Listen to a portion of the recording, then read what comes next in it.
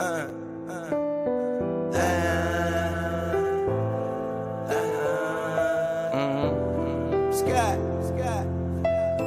game's to be sold, not told. So we finna keep everybody broke. They say time is money. They say money talk. I ain't got no time to waste if you ain't got no time. Out and about, out chasing paper. The streets of my house and the house always wins like Vegas. Never down for the count. Second win, second nature. Bound mine, never had my hands out. Fuck favors. By design, everything tailored. In my youth, it was shell toes, no Chuck Taylors. Weed soap game, had a game so it's still the same code game, so it's still the same code. We all pay the cost, pay dues. Move with the mind state that I can't lose. On the grind, push a hard line with my linemen. Back when I was young, they said it's all about timing. Till it's my time, all the stars are aligning. I'm a diamond in the rough, couple cuts got me shining. This game you cannot cop on consignment. In the field, all we do is execute assignments. The game's to be sold, not told. So we finna keep everybody broke. They say time is money, they say money talk. I ain't got no time to waste if you ain't got no time to talk. The game's to be sold, not told. So we finna keep everybody broke.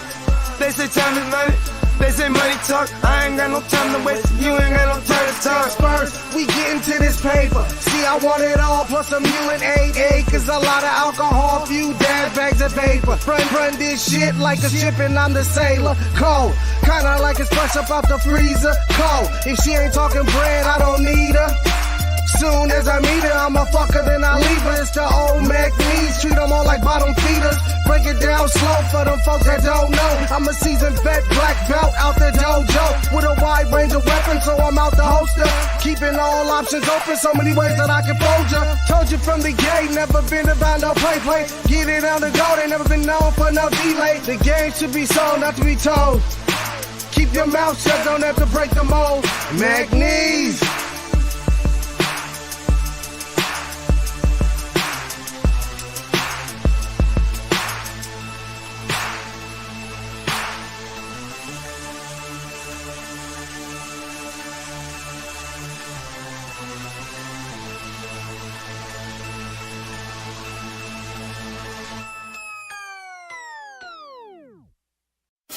Break the work down, it's fence the move. Push that work out, I distribute. Break the work down, it's fence the move. Push that work out, I just distribute. A young pack mover, shot to my consumer. Jumping out the foreign or I'm hopping out the Uber. Crew clocking chips opposite of you losers. Can't be broke as a joker, got no sense of humor. Just a young pack mover, shot to my consumer. Jumping out the foreign or I'm hopping out the Uber. Crew clocking chips opposite of you losers. Can't be broke as a joker, got no sense of humor. I'm a D-boy, need abusive as users. I'm a D-boy, need abusive as users. I'm a D-boy, need abusive as users. You know I'm the boy, get money's what I'm used to. Keep you straight from the gate, so I don't confuse ya. I'm a D-boy, need abusive as users. I'ma make noise, shout to my producer. I'm an entertainer, but I ain't here to amuse ya. Yeah, fuck with shooters and they all fucking users. Come through, wake that ass up like a rooster, hella early in the morning. Early bird gets a worm. Finna get rich for 'em, food for the worms. Cutting cocaine, dropping whole things. It's a cold game, make you run your gold chain. Hungry, but I'm moving in a keto state. For sure, I beat the price on the keys in your state. Catch me running up a tire, fucking up a bag. Make me wonder how long will a good thing last. On my Curtis Mayfield, live a life I can't chill. Push a man, pushing packs, all I do is make squeal. Keep it 100, I'm just numb, yo, I can't feel none of these suckers when they say they real. Stacking Uber cash, I'm an out-of-state supply. Random Uber man, here to get away drive. Just a young pack mover, shot to my consumer. Jumping out the foreign or I'm hopping out the Uber. Crew clocking chips opposite of you losers. Can't be broke as a joker, got no sense of humor. Just a young pack mover, shot to my consumer. Jumping out the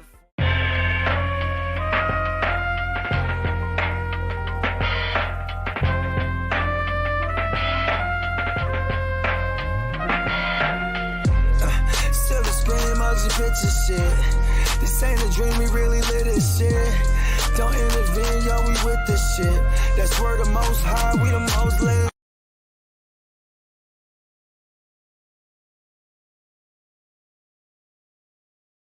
What up? What up? What's going on, Alex? Everybody in the chat. Nelly, what up? Man, I did all that moving around and downloaded the video and still put on the wrong, still uploaded the wrong one. Super goofy. On the wrong, you focused on the wrong one? No, I don't know if anybody caught it in the beginning. There was just a different thumbnail during the countdown than there was supposed to be. I totally spaced. Oh, I thought it was just a new thumbnail. I don't know. Man, and Vegas. Good. It's that hurricane you had messed you all up from a couple of weeks ago. Man, that was wild. But yeah, what up, everybody? So I see who's up in the chat. We got Bakes in the house. What up? Emil, shout out to Toronto. Carl in the house. Let's go. Minnesota Marty in the house. What up? What up? Not my brother Marty. Not my brother Marty. All right. And Bogey will be in here soon. Today we are covering, this is one of my favorite football movies of all time. The Replacements. We're talking Keanu Reeves. We're talking Gene Hackman, Orlando Jones. It was pretty awesome. Orlando Jones. I kept thinking, Orlando what? Smith? What? I get it. What do you remember him from in 90s pop culture? You remember him from anything? Yonamine. Oh, Yonamine. All right. You know what I always... Yonamine. Mad TV. I remember him from that. But he was the 7-Up guy. Do you remember? Make 7 up yours. No, I don't remember that. It was a huge commercial for like years and years, and they did like multiple renditions of the commercial. They made the t-shirt. It was Make 7 on the front, and it said Up Yours on the back. Oh, man, I don't remember that. I remember him from Yonamine. What up, and Chris? just multiple movies. He's very recognizable. Oh, yeah, definitely. Yeah. And plays a funny character in this movie, too. Clifford Franklin, the fast guy who can't catch. And real funny how, you know, this type of character keeps coming back in these football movies. A lot of correlations between this movie and a few of the other movies that we've talked about. So along the way, and Marty's shouting out Nelson, along the way, we will be just talking about those correlations. And how about really the way that it starts is Keanu Reeves. He gets up, he's looking at the water. You can kind of tell he looks like he's on some kind of boat. And this is literally like how Necessary Roughness. I was going to say. Yeah. Right off the bat, literally the opening like seconds of the movie is the exact same, you know, different setting, obviously, but exact same as Necessary Roughness.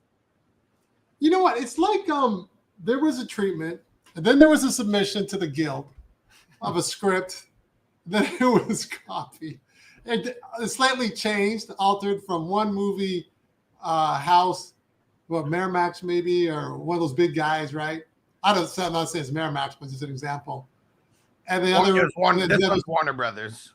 Warner Brothers. Yeah, sometimes like these movies, like they'll get the same concept. And one studio say, well, we'll come out with it first, and we'll come out with it first. Like, I don't know if they talk to each other, but they know that it's like going down the pipeline on one of them. Yeah. And then they say, well, we got a similar script, and they'll just put them out and compete. Yeah. You know, who's got the best, cloud or cachet, or whatever you want to call it? Keanu Reeves opposed to Bakula? Yeah. Right? Yeah, for sure. And yet Bakula was still no joke because he had Quantum Leap going. Mm-hmm. Yeah. And then Keanu had a bunch of movies too. Well, The Matrix, obviously, was done in 97. It was in 2000, so. Yeah, well, Matrix 98, 99, maybe 99. I think it was like right before this. Oh, you're right. I think it was 99. Yeah. Man. I worked with Carrie Ann Moss one time before it came out, and that was I worked with her in 96. I was doing background work. There's a show she did called Love. Oh, no, she was on Models, Inc. There was a show she did with, remember the 30-something, that TV show? I don't think so. Or something. She did some 30 Rock from the Sun? No, before that, called Okay. 30 something, late 80s, early 90s. Okay. Called they were in the 30 something, I think it was called. The main guy from that, he was quite a well-known actor in the 80s, early 90s. I don't remember his name, but he did a TV show with her, Carrie Ann Moss, and this other blonde chick. And I was doing background work back then, right? Okay. I remember doing a scene with her, got talking to her, it was me and this other guy. And her all day, she was cool. And we were background, so it was like, hey, she's talking to me. Because back then, she's a star of the show. They don't really talk to background actors much. But then when you're doing like, when there's one or two of you, then, you in a scene out like if there's 20 of you, it's different. Right. But one or two, I think you get chatting between takes and stuff like that. Right. He was cool. So a little background on this movie. So it came out in 2000, right at the turn of the millennium. And the budget, it's crazy because like you tell me this has to be a win, right, Nelson? The budget was $50 million. Box office $50.1 million. Oh yeah, that's a winner. I'm surprised it was that much. Well, then again, effects, stadium, they were quite the locations, right? Yeah, this was one of those ones. I mean, I wonder how much it would have cost to if the NFL would have let them license, the names and all that. But that's why they're using the fake names. They did not get this licensed with the NFL. So that's why they're the Washington Sentinels. Washington Sentinels don't exist. Right. And it's crazy because a lot of these movies that were coming out any given Sunday, NFL wouldn't do it either. They wouldn't license anything. It's because they're talking about a lot of controversial stuff. In here, I don't think the NFL wants to talk about player strikes, how the players are underpaid and stuff like that. And in 1987, they actually did have replacement players playing for that 1 year, the majority of 1 year. And we had a little bit of a lockout a couple years after this as well. Yeah, I remember the lockout. Yeah, I do. Yeah, it didn't affect things much at the time, but yeah, I think it just changed the schedule by a week or two, and that was about it. And the players got paid more, as they should. Yeah, it didn't last that long, the lockout. 3 months or something? I think so. Yeah, it was a lot. It was kind of through training camp, and then everything pretty much got started when it was supposed to still, I'm pretty sure. There was just no training camp, no preseason games and stuff like that. Bakes a lot said, watch the Commanders turn into the Sentinels. That would be trippy. That'd be awesome. But you know what? I wonder, does Warner Brothers own the likeness to the Washington Sentinels at this point? Since they created this movie, they created that name. What do you think, Nelson, with that? Would that be a Warner Brothers thing where they own the IP Washington Sentinels because they created it? I think so, yeah, because it'd be their fictitious business name. Yeah. And they come out with they use it in business in the movie. Mm-hmm. So they're going to end up selling it to them. Right. It's funny because that goes back to the Mighty Ducks. Remember that? Yeah, for sure. That came out, the movie, and then they were trying to figure out what to name the Anaheim franchise, and they were undecided. Yeah. And then they joked about, because I remember Phil Esposito, remember him? Uh-huh. Played a big hockey player in the 60s and 70s. He was saying he was a manager or something by the early 90s, and he said, come on, they're not going to call them the Mighty Ducks. Don't worry about it. Because in Canada, they didn't like it, right? Right. They thought it was kind of a blasphemy to the NHL. Even when they changed the divisions, they didn't like that. The divisions used to be called the Smythe Division, Norris Division, all these different divisions, and then they changed it to Western Conference. I don't even remember the conference names, but they changed it to West and the East, and it's just so generic, right? Yeah. So when they came to naming the Ducks, it's kind of a joke. They were going to call them the Ducks. Yeah. But then the show the movie was called Mighty Ducks. Yeah. And then now I don't know if they're called the Mighty Ducks the Ducks now. Are they called the Ducks? I think they're just called the Ducks. Let's see. I don't think they can use the Mighty Ducks unless they bought it off of Disney. I'm pretty sure Disney owned that team at one point. There's something to that nature. It was I don't remember. So they're just the Anaheim Ducks. Yeah, because I don't think they could be called the Mighty Ducks because they couldn't use the name. Yeah, see, so the team was founded by the Walt Disney Company in 93. Yeah, but right, in the 90s. I got that right at least. So it was 93 to 96. That's when, and I think they must have sold or something at that point. Were they called the Mighty Ducks back then? Yeah. For 3 years, right? Yeah, the Mighty Ducks of Anaheim. Yeah, and then they changed it to the Ducks, right? Let me see. Doesn't really say when they actually changed it on here. What's funny, you would think they changed the names just arbitrarily. Oh, they'll just change the name. But a lot of the reason they changed the names is because of legal problems. Right. Legal issues, you know. Yeah. Or social issues like the Washington Redskins to... Right. What are they called now? The Washington Commanders. Commanders. And now you had some, I read just briefly on Google just within 5 days ago that some Indian chiefs wants the Redskins back. He wants them to be called the Redskins. It's kind of crazy. Yeah, who knows, man?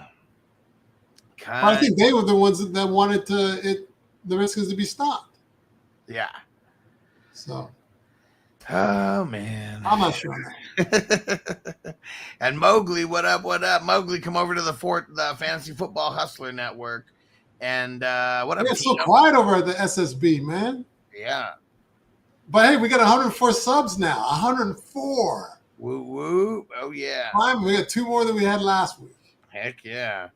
And Devo, what up? He said, what up, y'all? The JJ jersey came in today. Thanks, us. Yeah, Devo won the Justin Jefferson signed jersey raffle a couple weeks ago. 2 weeks ago. All right. Well, back to the replacements. So the whole premise of this movie is the players are going to strike. In the beginning of the movie, like we said, Keanu comes out on the boat. It's like, I wonder if to like change it around. They were like, no.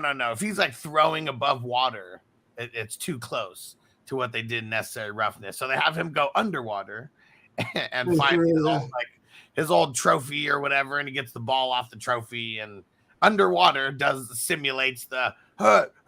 No. It's kind of, what is it called? Very nostalgic, by the way. Oh yeah, for sure. And it's funny how Keanu Reeves has the same backstory in multiple movies where he's like the quarterback from Ohio State, got his knee blown out, and this and Point Break, he has the exact same backstory.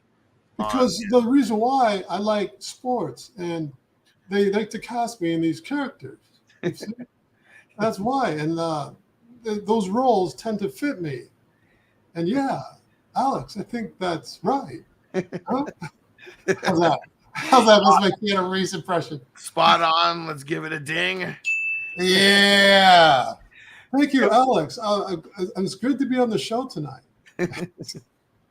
So I was watching the making of the replacements, and he was talking about how the way that he kind of studied for this, like at least his quarterback aneurysms and all that, he watched every single Super Bowl, and he said he was watching all these QBs from like the past, and he was getting all these tapes from NFL films, and he had like 40 or 50 tapes, he said, and he pretty much studied all the greats. And that's where he got his football mannerisms from that he threw out there. Oh, cool. Yeah, he did his research. Wow. And yes, Alan, we talked about this earlier, how this was kind of stemmed from the 1987 NFL strike where replacement players played like a big majority of that season. Oh, yeah. So the movie pretty much starts with, we already talked about Keanu, but then they cut to the stadium, the Washington Stadium, and we don't even really know what's going on necessarily. You see the owner up in the booth, and then you kind of hear them talking. The strike goes official at whatever time today, pretty much like right after this game is going to happen. And the QB, Martell, he's such an asshole. So he hikes the ball, scampers like he's going to run for a touchdown. Then he does a little give up slide, like on the 1 yard line or something. The owner's so pissed. Martel, you're a wimp. Calls him a pussy, and he said how he should have went for the touchdown, but he didn't. And then it cuts to the locker room where these guys are pissed. They want more money. And like when they're being interviewed, he's like, I know that $5 million seems like a lot of money. Like, but then I got to pay 10% to my agent, 10% to my lawyer, 15% to my manager. And then the one dude comes in and Bogards Bogards the microphone. Do you have any idea what insurance costs on a Ferrari, motherfucker? Super pissed. Oh, man. What do you think about the way that they were talking during that whole segment? I mean, they're super passionate about the pay and going on strike. It's not authentic to me. That's the thing. These this is, like we said, it's a combination of Necessary Roughness and Any Given Sunday thing. Mm-hmm. But I found that even though it was a mix of the two, I find it seemed that it was the most realistic out of both of them. Oh, okay. So because like Any Given Sunday, I liked it, but you got to admit it was a little sensationalized. Yeah. And then Necessary Roughness seemed kind of opposite of that, and this seems like it's in the middle.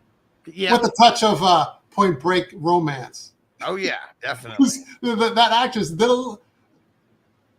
Hey, Noble. That actress did. Say what's up to everybody, Noble. Hey, Noble. And I'm joining the show. Because you know what's funny? The demeanor and kind of the look of that actress didn't look that much different from the actress on Point Break, his love interest there. Right. It's Pretty really similar. reminiscent of Point Break. It's very similar. Yeah. Kind of almost like you would add a Top Gun, you know, Tom Cruise's Yep. together with that. You know, the way they do it, you know, she runs a bar. Yep. She runs a bar. I've been doing it since I was 7 years old. My father ran it. It used to be. I was like, how is she sitting on those bar stools when she was 12? I didn't get it. It's like, oh, okay, her father owned the bar. Yeah. Back when, I mean, they're very, very lenient, you know, with a lot of those laws, right? Because I'm assuming she's somewhere in her late 20s, maybe at that point, maybe early 30s. So, you know, Right. I mean, that's 20-something years ago. So, I mean, we're talking somewhere in the 70s, more than likely. A lot lenient back then. Daddy, So, look at the game. all right. And so now we get the owner. He calls up none other than Gene Hackman. And we find out that Gene Hackman's pretty much been fired by this dude like in the past, but now wants to bring him back. And then Gene Hackman says, I'm only going to do this if I get to pick all my own players and I get to run everything my way. I've heard that line before, too. Where did I hear that one before? Got my own players, yeah. Guys, But Hackman, the way he does it, like he was so good. But he's good in every movie, that guy. oh, for sure. Yeah. And so then we kind of get the little, like not a montage necessarily, but what Gene Hackman is talking to the coaches and he's talking about the guys that he wants to go recruit. And so brings up the players to show the headshot of them. Then they kind of pan to wherever those people are in life at the time. And so the first guy that they bring up, Clifford Franklin, the fastest son of a bitch alive. And he's just, you know, a store clerk at, I don't know, like a 7-Eleven or convenience store or something. All these guys are just like normal guys. And Does he have hands, though? No. that's where you guys come into play. And let's see who Danny Bateman. Actually, that was the first guy that they bring up. Daniel Bateman. They knew that he was going to be the heart and soul of that defense. So he said he played some college ball, but then he went back into the service, and he's on the SWAT team and just a crazy badass. And we see that from him. Favreau, amazing. So funny, man. Like he's such a fucking character in this movie. And then we got the brothers, who is it? André and Jamal Jackson, the best guards in the game. All those guys. Faizon Love. Yeah. Faizon's always in some cool stuff. So it was cool seeing him in this movie too. And he gets to be like the gangster, you know, out of like everybody as well. He's the one. As soon as anything goes wrong, he's ready to pull out the gun and get crazy. That's what we'll see later. Yep. And then the last one that we get is we meet Nigel Gruff, the leg. And of course, they go to a professional soccer player who has a gambling addiction. And, he's just owes all these bookies. A lot of drama. But he was always one of my favorite characters because he's just such a savage. Yeah, he came in number 2 for me. I liked him a lot too. Yeah. I'll say number 1 was later, but okay. And then Shane Falco. They bring up Shane Falco at the end, and then you see Gene Hackman. He's actually got to go. They show his recruiting trip over there. They don't show the recruiting trip to any of the other players, but man, he just doesn't. Shane doesn't want any part of this. Like, you really want to be remembered the way that you went out? Like, I just don't even want to be remembered at all. And those guys, I'm sure they, in their mind, they reminisce, man, if we would have done this differently. Like, for the decades later, Yeah. haunts them, I'm sure. I remember when I did a movie with Dean King, right? Uh-huh. It was on Fox. They called The Glow. Mm-hmm. We got talking about his football. He has the most interceptions in one game. Okay. He's got the record. I think he got 6. Damn. And one time he was telling me how he was on the field. He got hit so hard, he went off the sidelines. He wasn't sure if he was on the right team or not. Damn. He didn't know where he was or nothing. That's where he was. He didn't know he was at a game. Didn't remember. But he went back and he kept playing.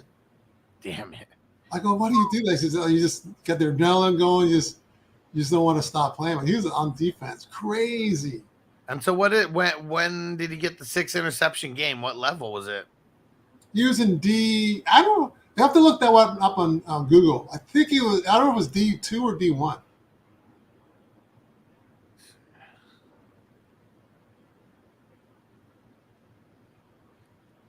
We'll go look for this. They say it was 6. I hope it was 6. You have to double check it. That there wasn't 3. Hopefully I didn't times 2 it by accident. We will. I'm gonna look into this because that's a pretty cool. That's a I'll look pretty it up cool too. thing. Yeah. And Alan said, I believe Terry Crews was a replacement player for the Rams in that strike. He said, I might be wrong. That'd be very interesting.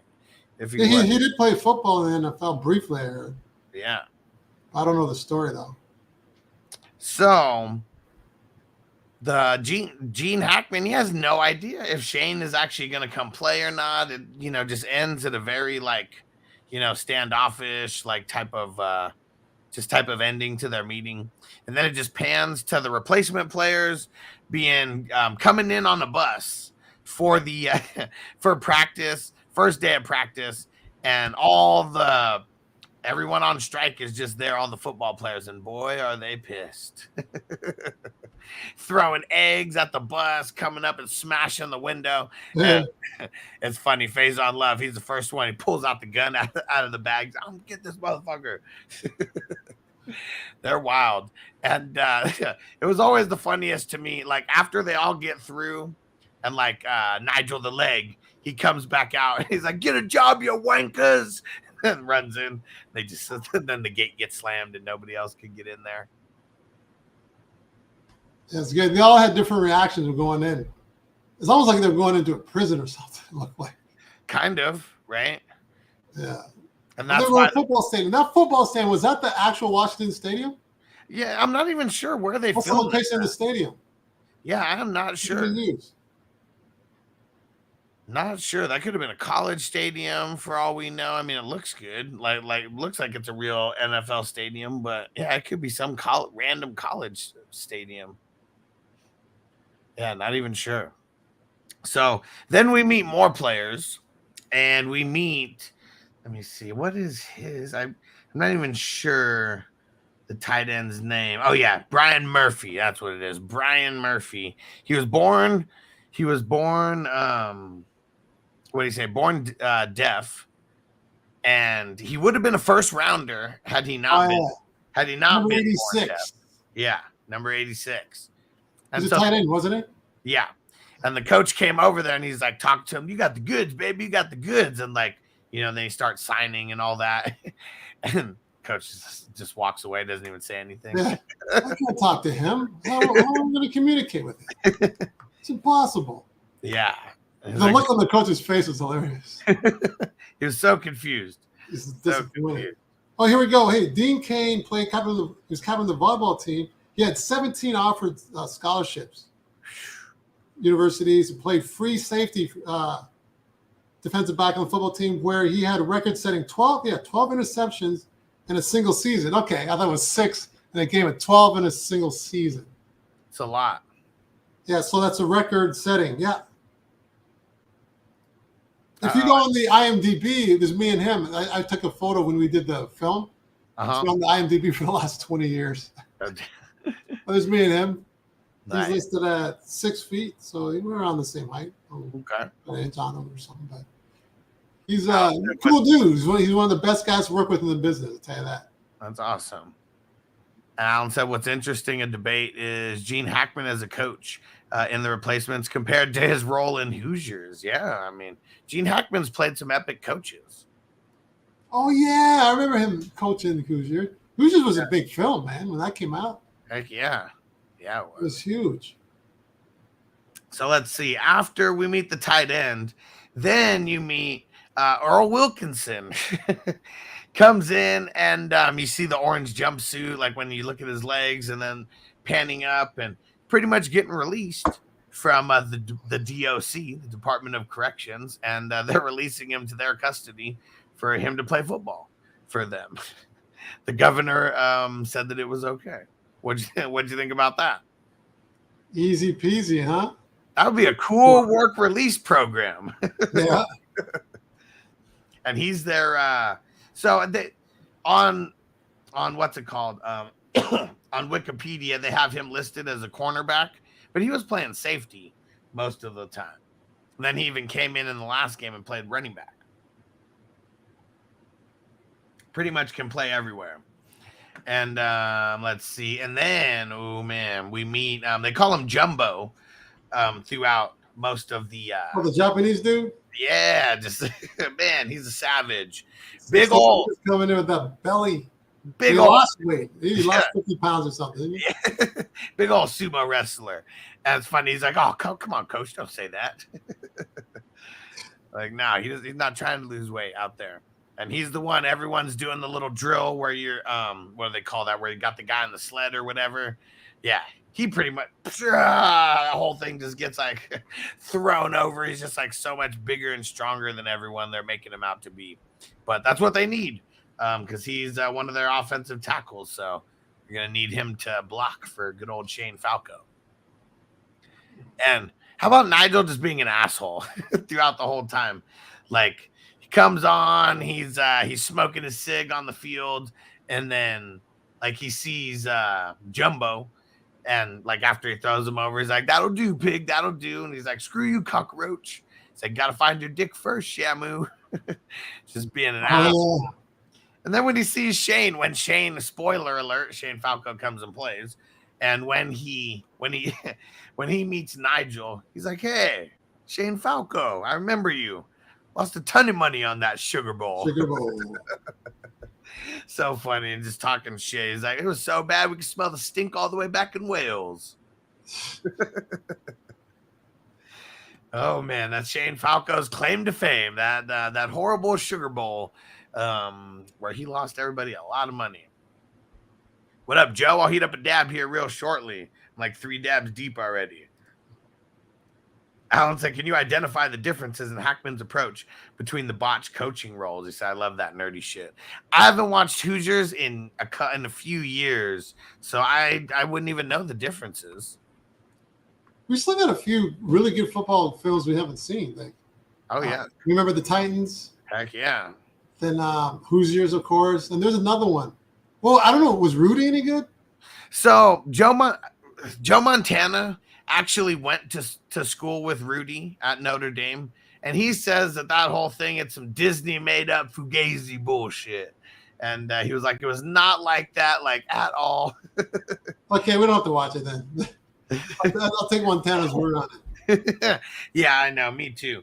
And I have seen it. It's been a super long time though. But there's one with Mark Wahlberg, Invincible, and it's about the Philadelphia Eagles. And he was it was during the time when they just sucked, and they had a whole like tryout where just like average Joes got to like try out to be on the team. And the character that Mark Wahlberg's playing, Vince Papali, he makes the team because he can actually like he's got like 4.4 speed or 4.5 speed or something of that nature where he can actually like keep up. What position? Wide receiver, but he pretty much only played special teams though. Because Wahlberg's not a big guy. He's like my size probably. Yeah, exactly. Smaller. I think he's like 5'9", maybe. Yeah, and 5'10" at the most. I'm pretty sure, and the guy he was portraying was not like a huge guy, like either. Right. And his claim to fame was getting a punt, like a punt return, scoop and score. Like it was like a muffed punt or like something like that, and he scooped it and scored it. He's good at punt returns, pretty much. Well, he wasn't even the punt returner. He was just on the punt return team where he was one of the gunners, is what they call it. The guys who just go and they're trying to get the guy on who's receiving the punt. Oh, yeah, I remember doing that. That was fun. That was the kickoffs and stuff. It was cool. Yeah. Now they kind of took that away. Yeah, definitely. Because of injuries and stuff. Yeah. That really slowed the game, man. It makes it less exciting. And seeing Joe said, he said that scene where Vince scores the TD, wasn't that like the ball bounced in his hands and he was in the end zone? It was like the way that they portray it in the movie. That's the Hollywood, stuff where he gets it. He's at the 40, the 30, the 20, the 10, and, all that. And it's in slow motion and everything. And then they show the real play like in the credits. And it is something like that. It's where like someone hits him, the ball flies out. And yeah, it's pretty much like bounces like right to him. And just runs it right in, like maybe like 5 yards or so. Friday Night Lights is another one too. I heard it was good. So I've never seen the movie Friday Night Lights. I've only seen the TV show. So yeah, that would be interesting to do the movie Friday Night Lights. I believe that's Billy Bob. Is it Billy Bob? Yeah. Billy Bob. Might be Billy Bob Thornton. Ooh, yeah. Bakes-a-Lot said Jerry Maguire would be dope to do. Yeah. Oh, yeah, it's another one, Jerry Maguire. I'd see that again. I never saw that long ago. Tom Cruise, Cuba Gooding Jr. Show me the money. Oh, yeah. Great cast. You get the little soundbite already. Oh, yeah. These are the ABCs of me, baby. I do not dance, and I do not start preseason without a contract. Because Cuba's not doing films all that much anymore. No, not so much. I mean, now his son's out there doing films. We saw a film with his son. Yeah, he was in Scream, wasn't he? Yeah, he was in Scream 5 and 6. So pretty cool. Out there carrying on the legacy. So now we get back to practice. And, oh man, Shane Falco actually shows up. And they have him throw one. And he like throws it super far. And it's just like, everyone's taking off the helmet. Like, wow, this guy's got an arm. And it's Clifford Franklin running like he's going to catch it. And then boom, just runs into a huge offensive lineman or defensive lineman. So even when you think it's about to be like some like real heavy like type of play, still make it okay to laugh. Well, he threw it well, so that's all they cared about. Yeah, for sure. And so funny, Danny Bateman, he's like Micah Parsons, like out there when Micah Parsons killing Dak in practice. Yeah, Danny doesn't care. He's playing middle linebacker. Shane gets the ball. There's like literally no offensive lineman. And Danny just blasted him. And as soon as he goes down, he introduces himself. Danny Bateman. And Shane's dead. Shane Falco. Red. You don't hit red. Yeah. I just see that red. I want to charge it like a bull, Yeah, the coach is trying to tell him in practice, we don't hit the fellas with the red shirt, Danny. Come on. And then the second time when he does it, so fucking funny because he smashes him and Shane's like got this, his face is all red and just like he got smashed. And he's like, oh shit, I forgot about the red shirt thing. Oh man. And he was like, come on, man, let me get you up. Like, no, I'm just gonna lie here and collect my thoughts. Work shit out, right? So funny. And that correlate Daniel Bateman, He's one of those guys. Like if we were doing like an all-time, just like pick your fictional character team, he would definitely be on there for me because he would be anchoring a strong defense. Oh, he was the best, man. Hell yeah. And yeah, really, like that's the intro to like everybody. And I'm trying to think what else like happens after that. I mean, they do their they got like the catered meals or whatever, and that's where guys are just talking shit to each other. You can tell that there's no like chemistry or anything. No one knows each other. It's like literally like first day of like summer camp almost, because everyone's like just gonna be in this environment, like, and you're just learning more of the backstories of people as they talk. And you get the cheerleader tryouts, though. What'd you think about the initial cheerleader tryouts? I thought they went on a little long, to be honest with you. It was like, okay, I get it. However, they used the cheerleaders a lot in the movie. Yeah. They were kind of in there a lot. Definitely. So more than what I've seen in other movies. Yeah. But rightfully so. I see how they used it. It was good. It worked. Yeah. But some of the cheerleaders were pretty sad looking. Well, and like the first ones, like the ones that were, like they all had little bad cheers. They all looked a little bit busted in their own right. And then the two ladies come in who are the dancers, the entertainers over. And she was like, "Oh, I'm so glad you guys came. You guys did cats." And no, pussycats. Pussycat doll or something. Yeah, and she's like, "What?" She's like, "Yo, the club by the airport, Pussycats." Pussycats. Yeah. What kind of style is that dance? And she's like, "Oh, is lap dancing a style?" Didn't matter though. You hired them though. It didn't matter. Hired on the spot. And so, if you got any other ladies, down at the club, would you send them in? Send them my way, she said.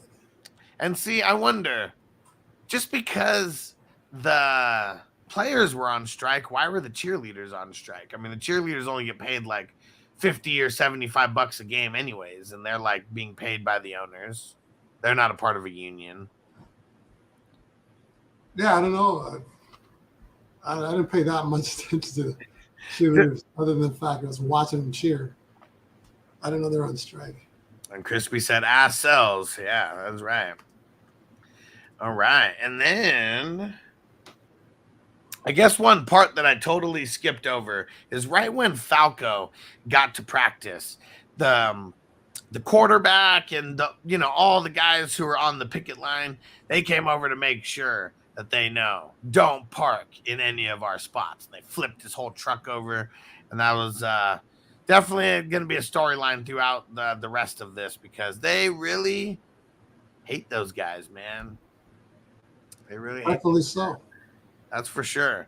You seen anybody getting crazy with any of the strikes going on? I know there's a lot of different. I haven't been paying attention. I'm hustling my own thing right now. Yeah. Got food to make, music to compose. Yeah. Heck yeah. All right. Now we get the little backstory on what's her name, Annabelle. She gives Shane a ride home, and she's crazy because she's just driving like a maniac through everywhere. And you find out she's getting little insider info from like other cheerleaders and stuff, and that's like kind of cool. It's like, oh, the cheerleaders talk, huh? It's like this cheerleader network that just gives people like info and the lowdown on what's going down with these players. Yeah, I think she also got it because she was known football since she was a kid too, though, right? Yeah. I thought it was more of that than it was because she was a cheerleader. I don't know. I could be wrong. Well, no, it is because of that. But when she was giving Shane Falco some advice, she said that someone's broke up with their girlfriend, or he's been on a drinking, like on a bar stool drinking, for like the last week or whatever. He's going to be hungover. And it's because and it's because one of her cheerleader friends, she said, for the other team, like let her know about lowdown on that. Yeah. She probably shagging him. And you know what? I think this is a good time to wrap up Act 1 because as soon as we come back, we're going to be getting into the very first game that these Washington Sentinels play. So, Nelson, why don't you remind everybody where to find you at? Yeah, Nelson Ties on YouTube. You find my demo reels, some acting paraphernalia. Instagram, Nelson Ties _ and Instagram. Those are the two main things I use. I'm on Facebook, but I log in once every 4 months. That's not really my forum. So Instagram and YouTube. Yeah, and then make sure you go over and subscribe to the podcast, the Fantasy Football Hustler podcast. Go subscribe to the Silver Screen Breakdowns podcast on Apple, Spotify, everywhere that you get your podcasts. And yeah, make sure you subscribe to the Silver Screen Breakdowns YouTube channel as well. Every time you see a video get posted, go hit the like and go turn on the notifications over there. All right. And we'll see. I bet Bogey will be back for Act 2. And we will see you there for Act 2. Later. Peace out. And we're coming back in 5, 4, 3, 2. What up? What up? Hey, we're back once again. Yeah, Act 2. Once again. Act 2 of The Replacements. I'm Alex. I go by the Fantasy Football Hustler. Nelson Ties. I go by Nelson Ties. And I just saw on the text, Bogey's on his way. He is home now. There we go. We'll see you soon, Bogey. All right. And so I'll fill in for him. Last time on Silver Screen Breakdowns, we got introduced to Shane Falco, a.k.a. Keanu Reeves, Coach Gene Hackman, and all the replacement players that are taking over for these Washington Sentinels that are on strike. The guys hate them. Oh, man. Naturally, of course. As they should. And now we've made it to the point where they are going to play their first game. They've only had one. They only have one practice and like pretty much like one practice, like one lunch where they all like get together, and that is like about it. Outside of that, it's gonna be all bad for this first game. One thing that is very cool is we got introduced to Mr. John Madden, who is the commentator for every single game that goes on. It's John Madden and Pat Summerall. And what were some of your first initial thoughts, Nelson, about, just John Madden and the whole announcing crew?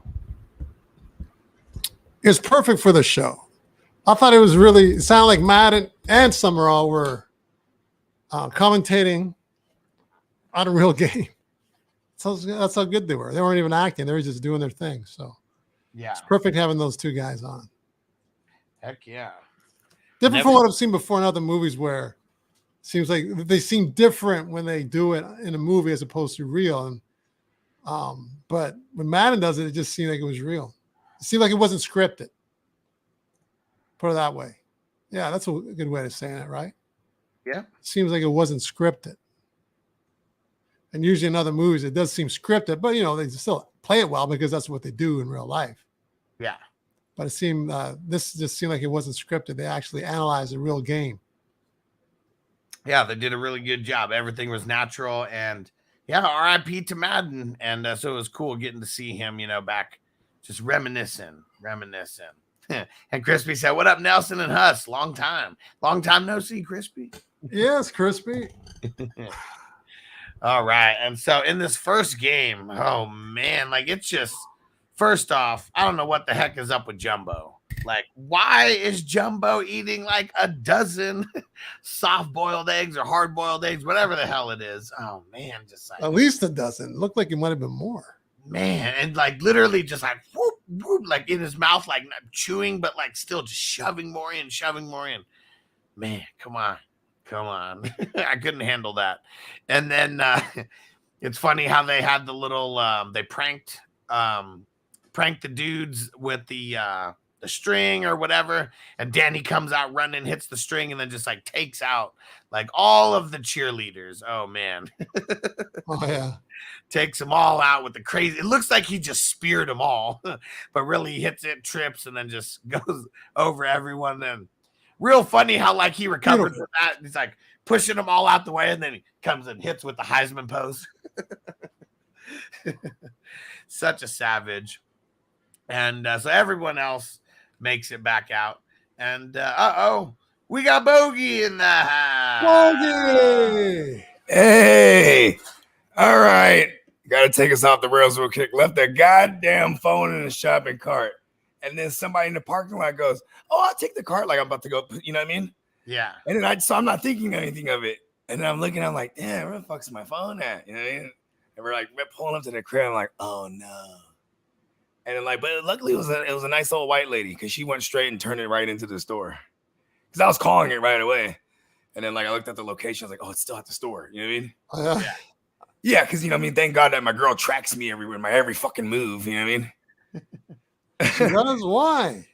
Yeah, for stuff like that, right? Because I rarely leave shit behind, bro. I'm not one of those guys. I keep everything tied to me. You know what I mean? How you guys doing, though? You know, doing good, Bogey. Yeah, welcome to the show. You know what, bro? I was almost gonna have someone replace me. You see that? I was gonna have a stand-in, you know what I mean? Because I was gonna be on strike, you know what I mean, from the show. Yeah. Okay, where are we at? He just speared. Where are we at? He just very first game, just speared the cheerleaders. Yeah, I made it. Yeah. And then shit, man, this is they kind of stole this from the Little Giants, but it's just a real easy storyline for guys who don't know each other. Everything is all fucked up in the huddle, from where I stand to oh, that's my spot. You know, they start fighting and they get to acting like non-professionals. And then Shane gets punched right in the side of the head. Oh yeah, he was staring out of his eye hole for a second there. And look, you're looking out of your ear hole. And I love it too because he gets up. He's like, "I'm already hurt." You know what I mean? He's so used to being on his back, apparently. Yep. Yeah. Sugar Bowl. Oh yeah. Oh yeah. What do they call him? Too many feet. Falco. I don't know. Yeah, there was one time they referenced he was when he was Shane Falco, and he goes footsteps Falco. Yeah, footsteps Falco. Yeah, footsteps Falco from Ohio State. And then oh my God, Ohio State QBs don't even make it in fictional NFL. Oh man, that's hilarious. It is, right? And Crispy said, "What's up, son?" What's up, Dad? And I should have had my dad do the show for me. Here's another correlation. Of course, Jumbo ate a dozen eggs or whatever, and he's like, "What if you're not feeling good?" And he's like, "Well, tell me before the play starts." And then he ends up yakking right in the huddle. And then Orlando Jones, he throws up as well. We got to move. I'm throw up too, and then throws up, and we got to move. And they do a little hut, and then they go to the side. They get the play in. They, nothing really good is happening for them. It's pretty much all bad.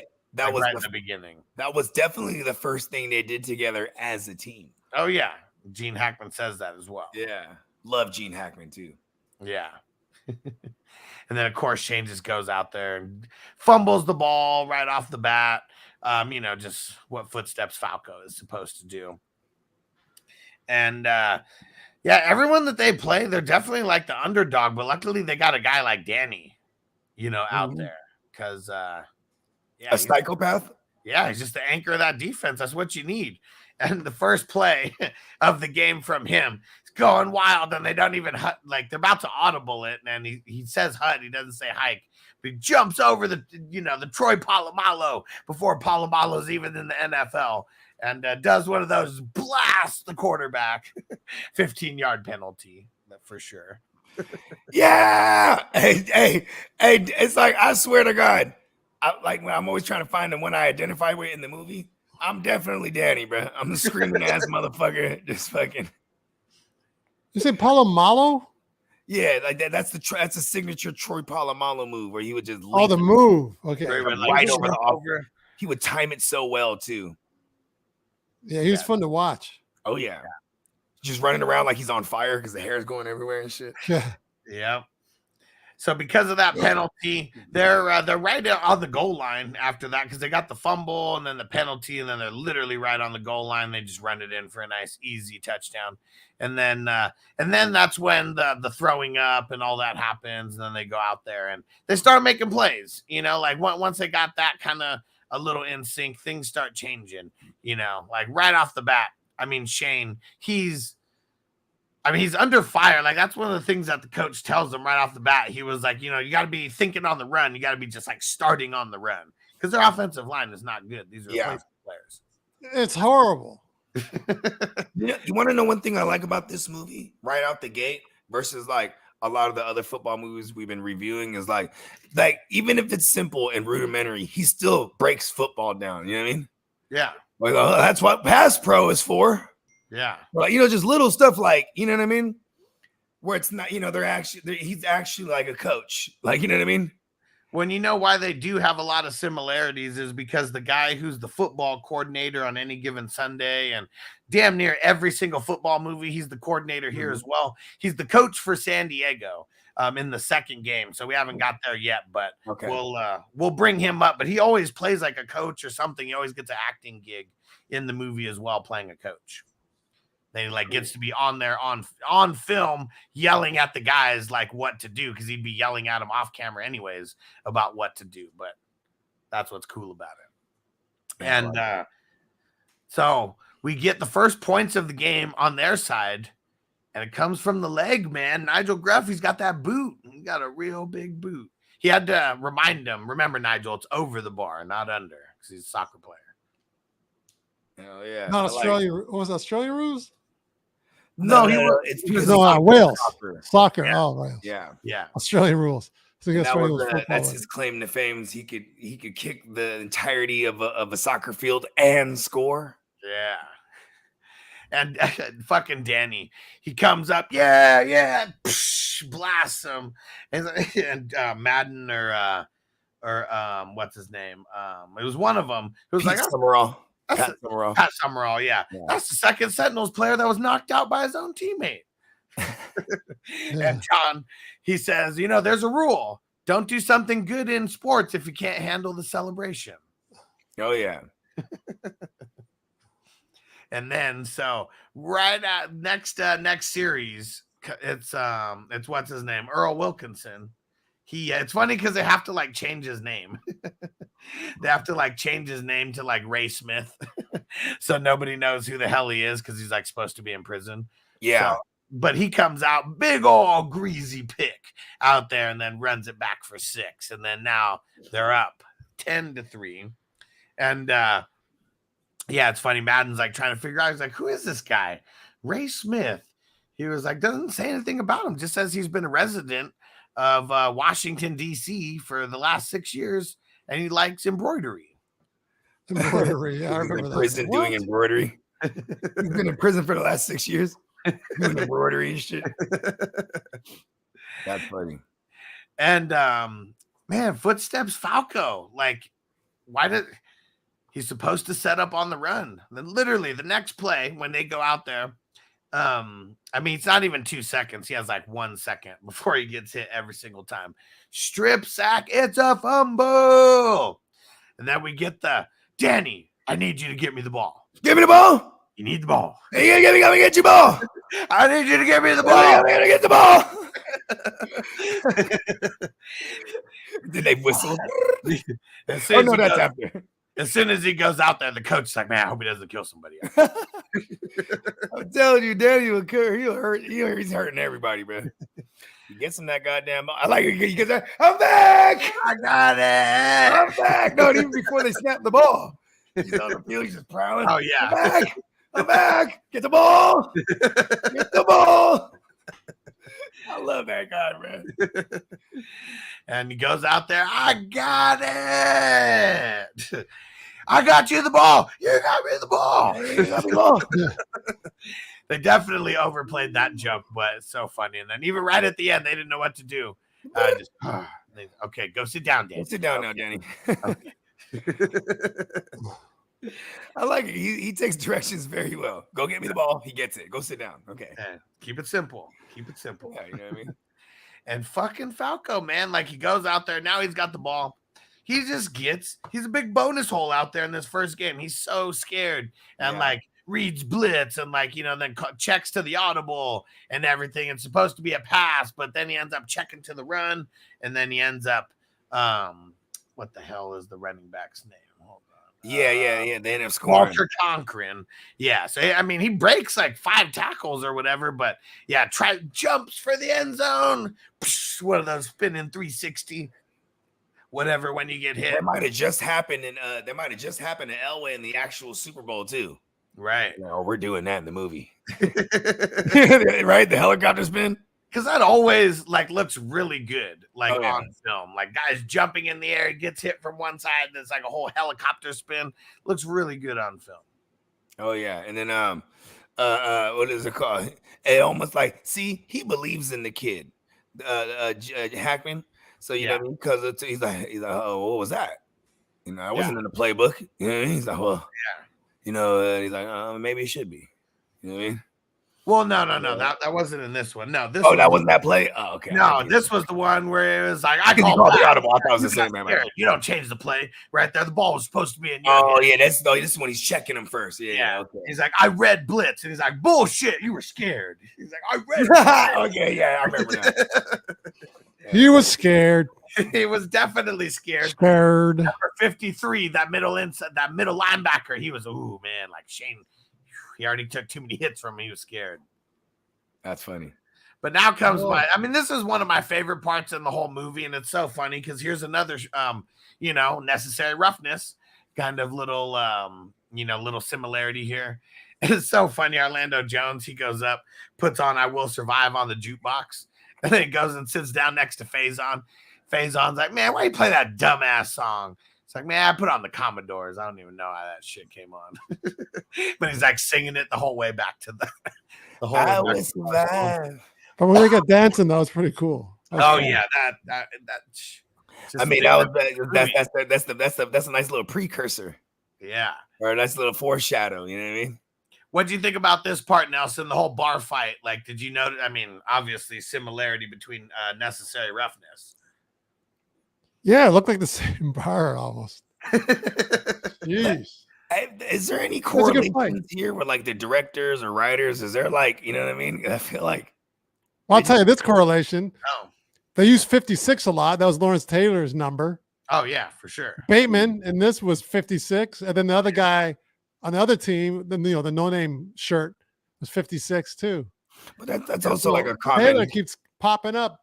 He's like counting 56. Even in Little Giants, I mean, of course, the Giants, of course, Icebox is going to be, 56. Sure. Oh, Icebox O'Shea.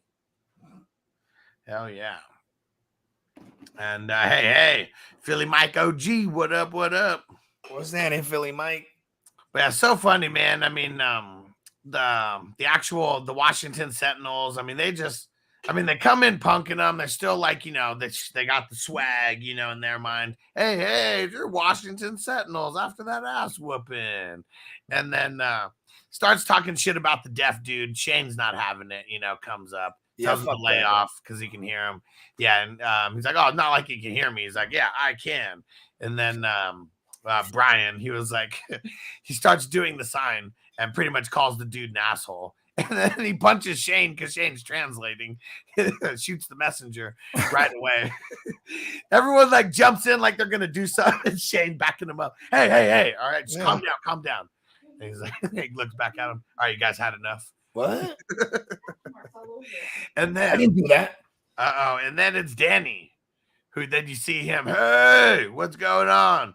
And then he's in the doorway, and Shane's like, Danny, remember when I told you about red shirts in practice? Forget about it. Martell, boom. Then he took a sip too first, right? Okay. Got the Patron bottle in his hand. Got the sombrero. Oh, was that Patron? Yeah, it was a Patron bottle. Yeah, see, I like Danny a lot. That's my guy. Yeah, the sombrero and the poncho on. Like, he's getting wild after the games. Like, he's taking them all the way back to college. And the whole scrum starts. And Faizon is just the funniest dude to me because he doesn't give a fuck about anything that's going on. He's like chilling, drinking the Henny out the bottle, and then the dude gets pushed into him, and then he's so pissed. Like, oh, motherfucker. That was the only reason he got into the fight is because the dude got pushed into him. And the buddy boy was hiding around the corner, wasn't he? I will survive. Hiding behind the jukebox. Nigel calls him out on it. Yeah. Because Nigel's got in the mix. It's 150. Yeah, he said, "Let's play football, bitch." Yeah, boots him right in the face, right in the nads. Well, he's right. He's walking out. Okay, let's stop. Hey. And then he stops. Boom, kicks him right in the nuts. Hold on a second. Okay. No, keep talking. And then they get taken to jail. And that's where it all starts. And they're all hyped, because he's got done whooping some ass. And Clifford Franklin's so funny. It was fun to go whoop some ass tonight, wasn't it? Everyone clowning. Oh, you were the man tonight, Clifford Franklin. You were the man tonight. What? And Nigel, he was hiding behind the jukebox, wasn't he? Calls him out. I mean, it definitely this is now where they got the camaraderie really rolling now. You know what I mean? Whoop some ass together, go to jail together. You know what I mean? Work as a better unit, right? Oh, yeah. I mean, that's where it all starts. Some kind of coming together, and this was their moment. And then this whole, because Clifford Franklin, man, at first, I admit, I was afraid.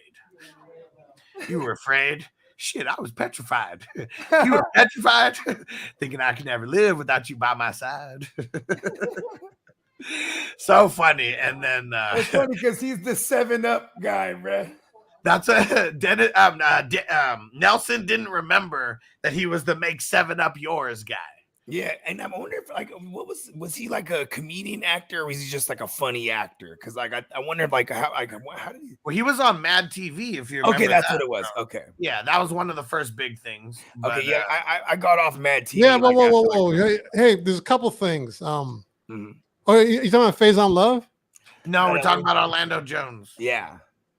Oh yeah, he was on Mad TV. I just know him as Yonamine. Yeah, I also want to address. Alan said for me to answer the approach question. What was the question? Oh, about if you could break down the differences in Gene Hackman's approach as a coach in the Replacements versus Hoosiers. Oh, the thing is, I saw Hoosiers so long ago that I don't remember. But yeah, I don't know. Yeah, I am an actor, but you kind of just what you said in the beginning with Keanu Reeves. He watched those 50 tapes and stuff.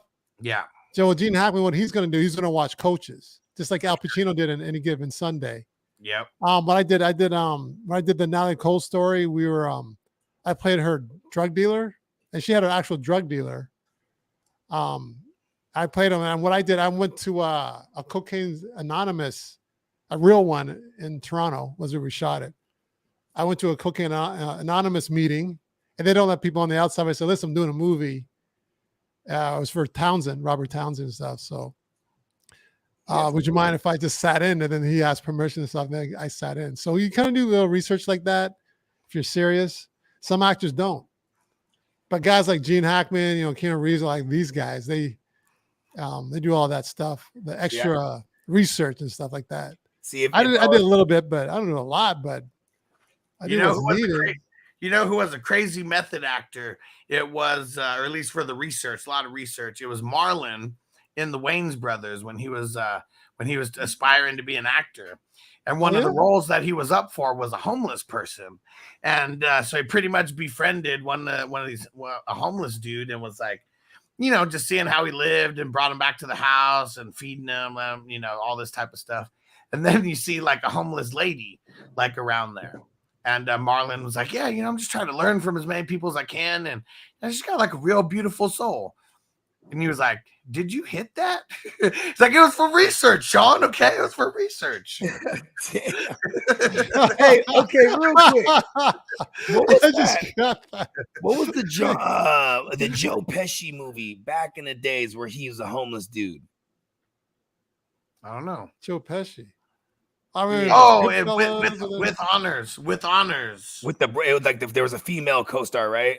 It was Brendan Fraser and Joe Pesci. They were the main two. And then yeah. And there was a female co-star. Yeah, because I remember there's one time he's about to get busy with her, and then they're wearing so many fucking layers of just clothes over the years. So he's just taking layer off after layer. Oh, we're not thinking about the same movie then. Oh, okay. Oh. Yeah, but okay, maybe I'm confusing the movie though, because there was one where he's a homeless dude, right? Yeah, Joaquin Phoenix for sure. Yeah, I mean, there must be multiple, because if we're talking about, I think we're talking about different ones. Yeah. I worked with a method actor in the acting class. Remember, it wasn't fun doing scenes with them though. It's like I wasn't in the scene with them because they're in their own little world. They're in this world they've created. Yeah, and the thing is, you want to be able to balance being in your own world and then be in the moment with the other actor. That's the problem. I ain't gonna lie. When I was Hulk Hogan or Hollywood Bo Hogan a couple years ago for Halloween, right? I was him everywhere I went. As long as I had the get up on, I was him. And I was even being shady to people because I was barely being him. You know what I mean? Oh yeah. You see, Hulk Hogan's not a nice person apparently. They're keeping it kayfabe. Yeah. Also, yeah, I do. But the acting I do that I like, Alan, is there's Strasberg, Meisner, and then Method, pretty much. And then there's Talent is number 4, which is like the raw. I'm into the Meisner more, or kind of moment to moment type of thing, so I can relate to the actor. So you really gotta listen. I mean, you know what bothers me? It's like okay, it's like it's when there's no attempt to like for example, like you said, Pacino, he watched hella videos of of coaches, and then when he played his coach, he had his own rendition of it. You know what I mean? He had his own spin on how he would be a coach, right? I can't stand it when there's especially shows like Cheers, for example. I love the show Cheers, but I could never stand that nobody had a fucking Boston accent. You know what I mean? You're in Boston, and it's one of the most significant accents out there. You know what I mean? Yeah, it's funny. Matt Damon and Ben Affleck, they got rid of theirs. Remember back in Good Will Hunting, they had it. Yeah, of course. I mean, it was set in Boston, but and that's the speech therapy where speech pattern, American speech pattern you take. I've taken stuff like that too. Yeah. Affleck goes back and is in that movie The Town and all that. He's got that accent still. Oh yeah, because that one was it was what was Boston. It was based in Boston, and it was in South Boston, right? A Southie. I think so. Yeah, I thought in Departed, I thought what's his name was pretty good in there, Leo, because Damon also, right? They both kind of had their own. Yeah, because there would be certain parts depending on who they were talking to, they wouldn't have it. Remember, he's like, I bet you when you go down there, you lose the accent, dude, huh? You fucker. You know what I mean? Oh, you did, you sneaky motherfucker. Yeah, you're right. Because it's you're kind of a chameleon, right? You're moving in and out. Hey, when I'm out here in the streets, get in the car. You know what I mean? Or else they're gonna know, you're a cop. You know what I mean? And we start talking to them pigs, you talking to them hella proper. You know what I mean?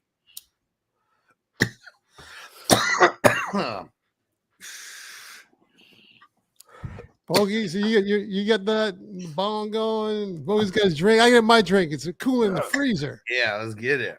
Oh yeah, what you drinking on over there tonight? I work at this theater too. I help out this dude, the stage manager. Cool. And then the woman who does the drinks and the food, because the play that was showing is shut down. It was finished, so they get rid of all the refreshments. So Nels, what do you want? I go, I'll take these beers and hell yeah, some waters and got a bunch of some wine and stuff. So I don't know what it's, some malt beer. I don't know if it's good, but I'm gonna try it out. We'll see if I bring it. I'll go get it. You know, it's funny for me. Whenever it's free, I don't care. Right? It's free. I'll take it. You know what I'm saying? Yeah. Shout out to Tino, and he's watching with his grandpa. He said, "I thought this was a weed show. Where's the weed at?" Just as he's saying that, Bogey sparks up. I hit the dab, and he said, he also said, Humphrey Bogart is the GOAT.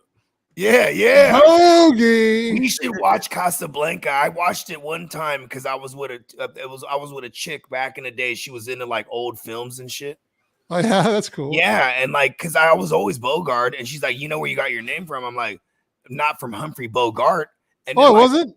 No, well, cause for the longest, I'm not gonna lie, I thought Humphrey Bogart with a D. I thought it was with a D until I saw, and like also, I grew up on Beavis and Butthead, so like when it's a figure of speech to hog something. Stop, quit Bogarting it. You know what I mean? Yeah, don't Bogart. Or the guy just Bogart a line. I always thought it was with a D, so that was my name. You know what I mean? I was like, yeah, because that's what I did. I would hog things. You know what I mean? It was with a T, man. Yeah, but it also made it unique to me, though, right? And I actually looked it up one time. It derives from a Dutch name, Bogard, with a D. Like Humphrey Bogart's name actually derives from a Dutch name, Bogard, Boogard. Nice. Yeah, right. I was like, see, I'm the original. Let's jump back in. So now, I mean, we do have a little scene between Shane and the cheerleader, but let's just skip over that to where we get them coming back. Is that coming back? Where like they're describing is Shane's going in. No. Oh, you got shut down. Oh, that was earlier. We're not that far. We're not that far yet. Okay. And so, this is the boat scene. Yeah, fuck that scene. Yeah. Now we're getting back. We're coming back to practice, and Shane for sure parks in a different spot this time because he doesn't want to park in the Martel. Yeah, but this motherfucker's like, "Come on, Martel, I didn't park in your spot." And he's like, "No, but you did park in Leon's spot," and he's a little bit less forgiving than me. They push the shit over, but here come the best guard. Here come his offensive lineman, right, to protect him. Hell yeah, protect him in the pocket with a gun, like you're supposed to. Yeah, and he was nice first. He was like, "You want to flip my man's car back over?" And he's like, "Nah." He's like, "Oh, this is your ride right here, right?" Yeah, pulls it out. 6 right in the windshield. Yeah. Like, hey, that's my car. Guy. He just pulls the gun out. I like that guy. Yeah, that was great. Right? And then they flip it back over and they call it a day. All right. And Shane Fackel's truck is so thrash it didn't even matter anyway. Yeah, it's got graffiti all over it, and they pushed it like both ways, like on each side. And but yeah, they put that shit back up. He's like, "Oh, my son of a bitch now, son of a bitch!" Goes and shoots the driver's side window out, and then they go into practice. And the coach is the first thing. If anybody has any illegal firearms, let's make sure to turn those in. Yeah, no one turned nothing in. No. Hey, it's funny? I could have swore when I watched this before, they said that they were like the guards. They were the bodyguards, right? For ODB. I don't know if they. For ODB. Yeah. Because I should have worn my ODB shirt. That's what I'm saying. R.I.P. Yeah, rest in peace. And, what's with the lighting tonight, Bogey? I see him, but then I don't. It's because the sun is going down. Oh. Yeah, so it's like you got a strobe going or something. It's funny a too. Luminescent thing. If I time it correctly at like 6:30ish, 7, that's when I jumped on. It looks like I'm like shining like perpetual light on me. Look there, now it's bright, now it's dark. It's like a heartbeat. Oh yeah. I've been called the heartbeat of things. You know what I mean? Then we get kind of a little heartfelt moment here where Gene Hackman's like, "What do you guys fear on the football field? Or what do you guys fear?" And of course, Orlando Brown. Spiders. Scared of spiders, coach. I don't mean that. I can't stand them neither, bro, with their 8 legs and their hella eyes. And they're going way too long on the spider thing. Coach is like, no, we're not talking about spiders. And it's like, "Oh, bees. Like, no, get away from the insects." And Shane says quicksand. And Orlando Jones, "Oh shit, yeah, quicksand's a scary mother, man." He's like, "Even when you try to struggle, when you try to move, it still takes you." And it's like, no, it's not what he's talking about. And then he has to explain what quicksand is. And quicksand is where you make a mistake, and you make another mistake, and you make another mistake, another mistake. and then you're trapped like quicksand, and everyone gets like, oh man, that's real deep, Shane. And then what's another fear? Going back to wherever the hell they were from, and everyone's going back to the shipping yard, the boat yard, and then the one dude prison. So yeah, everyone, that's their biggest fear right now is going, and they know that they're going back in like 3 or 4 weeks, so it's kind of crazy. But yeah, that's their biggest fear is going back to whatever their regular life is. I mean, what's your fear, Alex? What do you fear, man? I don't even fear anything anymore. It's more like fear things with like kids now. Like that's pretty much it. Well, that's something. Yeah. Yeah, I think my biggest fears are self-destruction. Because I feel like only I can stop myself. Nobody can stop me. Philly Mike OG knows that's some deep shit, Shane. Philly Mike OG, was he in Vegas? No. Philly OG wasn't in Vegas with us. Hey, next year you will be watched. You know what I'm saying? Shout out to Philly Mike. Oh yeah. I usually call him Philly Steak Mike OG. I call him that. Philly Steak Mike OG. Yeah. I remember when I had the Philly steaks, and when I was in Philly, I was like, it was amazing. What up, hers? Right. I love Phillies, period, bro. I don't give a fuck where I'm at. You know what I mean? Like, we got him here. You know what? It's called Bogies here. And word? Yeah, Bogies Philly cheesesteaks. Okay, you know what's cool about being Bogard? It's walking distance from my place. I like being me because it used to be a Thai restaurant, man. I have a collage. It's on my Instagram. It's like 40 different things that are Bogey this or Bogard that or Bogart's Lounge, Bogey's Bar and Grill. It's just motherfuckers that know me from all over the place that they'll see something and be like, hey, look at this, and they send me a picture. I have a gang of them. It's crazy. Cool, like my man Matty Law, he was out there in Vegas with us, and just the other day he sent me. It was called Bogey's Tavern. I was like, yeah, go in there. I was like, go in there. That's my joint, bro. So now I got a Philly cheesesteak spot too. Nice. Yeah, all right, let's reel it back in. Come down to LA, man. We'll take you there. I'll take you there. Yeah. So now we got the next game that they're gonna play. And this is the one against San Diego. And this is the one where the coach, who's like the football coordinator of the actual movie, he's the coach on the other side. Shane is getting blasted left and right by some crazy D-end out there. And he's like, all right, just let this guy through. Just next play. Yeah. Through. Yeah, what? I said let him through. So we've seen this. We've seen this on a couple of on a couple of the movies already. Let the guy through, and then he just throws it right at his dome piece. And he's got such a strong arm that it pretty much knocks the dude out. And then the Brian, the tight end, after he throws the ball, ricochets off the guy's helmet, and then Brian comes up, boom, blasts him, and then Jumbo catches it, and he's off to the races. It's funny too because you know it's a movie, but it's like he stops for like 30 seconds movie time. Like, oh, shit. Holy shit. Run, motherfucker. And I love it because Manning's excited. I mean, Madden's excited, bro, because you know, when you get the fat guy touchdown, you get the fat guy spike, then the fat guy touchdown celebration. You know what I mean? And then the fat guy dance. Oh, yeah. Super excited. And you know who was super excited for him was Faizon, because like he saw him and he's like, oh, come on, motherfucker. And then he actually scores. He's like, yes. Yeah. He created the big block, you know, that sprung him free, blasted that dude. Free safety. I love seeing the big guys carry the ball. It's hilarious. Yeah. You run the real games, you know? Oh, yeah. When you give it to an offensive lineman and he just pound that thing in or something, or like the little trick play where like because you know what's funny too is nowadays it's been years now. You have to report as eligible if you're a lineman that's gonna like perhaps catch the ball. You know what I mean?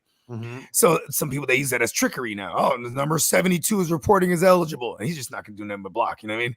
Yeah, it's a little throw off method. You know what I mean? Yeah, you gotta tackle those guys low. Unless it hurts to tackle them, but you got to tackle them. It hurts. Unless you do the old hook and ladder like in Varsity Blues and Billy Bob. I'm not an eligible receiver. No, you're not going to catch it. Tweeter's going to catch it. He's going to pitch it to you. There it is. It's cheat code. Yeah. Oh, man. And then Now we get the follow-up to the cheerleaders. Here's where it goes. Right after they score their touchdown, you see the cheerleaders like, oh, brought the ladies. Oh, the cheerleaders. Yeah, they were distracting everybody. Yeah. I mean, they were strippers. What's the one? Yeah, they were really real cheerleaders. That's true. What was her name? Dawn? Dawn, yeah. Yeah, she was really dumb. Yeah. I mean, it's the 90s, right? Quintessential dumb blonde. Yeah. Give me in. I. Motherfucker good spell shit. Yeah, and then everybody's losing their shit in the stands, and then like the whole all guys, San Diego, bad girl. And man, the coach was so pissed. Right after that girl's been shaking her ass over there for 3 minutes.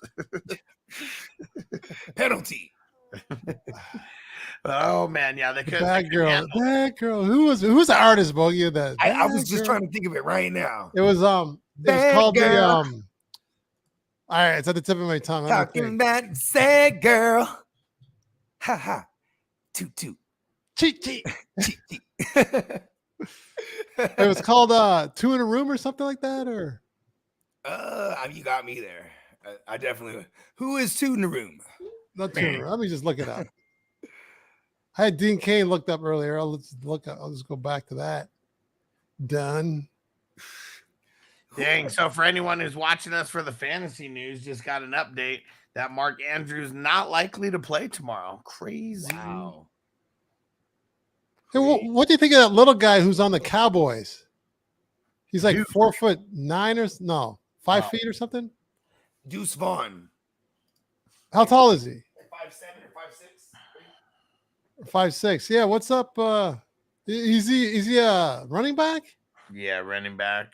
He'll be like doing kick returns and stuff probably. Do you think he's gonna be good? Yeah, I don't know. Guess that remains to be seen. And so getting back to the movie, so Shane throws another touchdown and throws it on the run. And now, but they got to get an onside kick though to be able to get the ball back.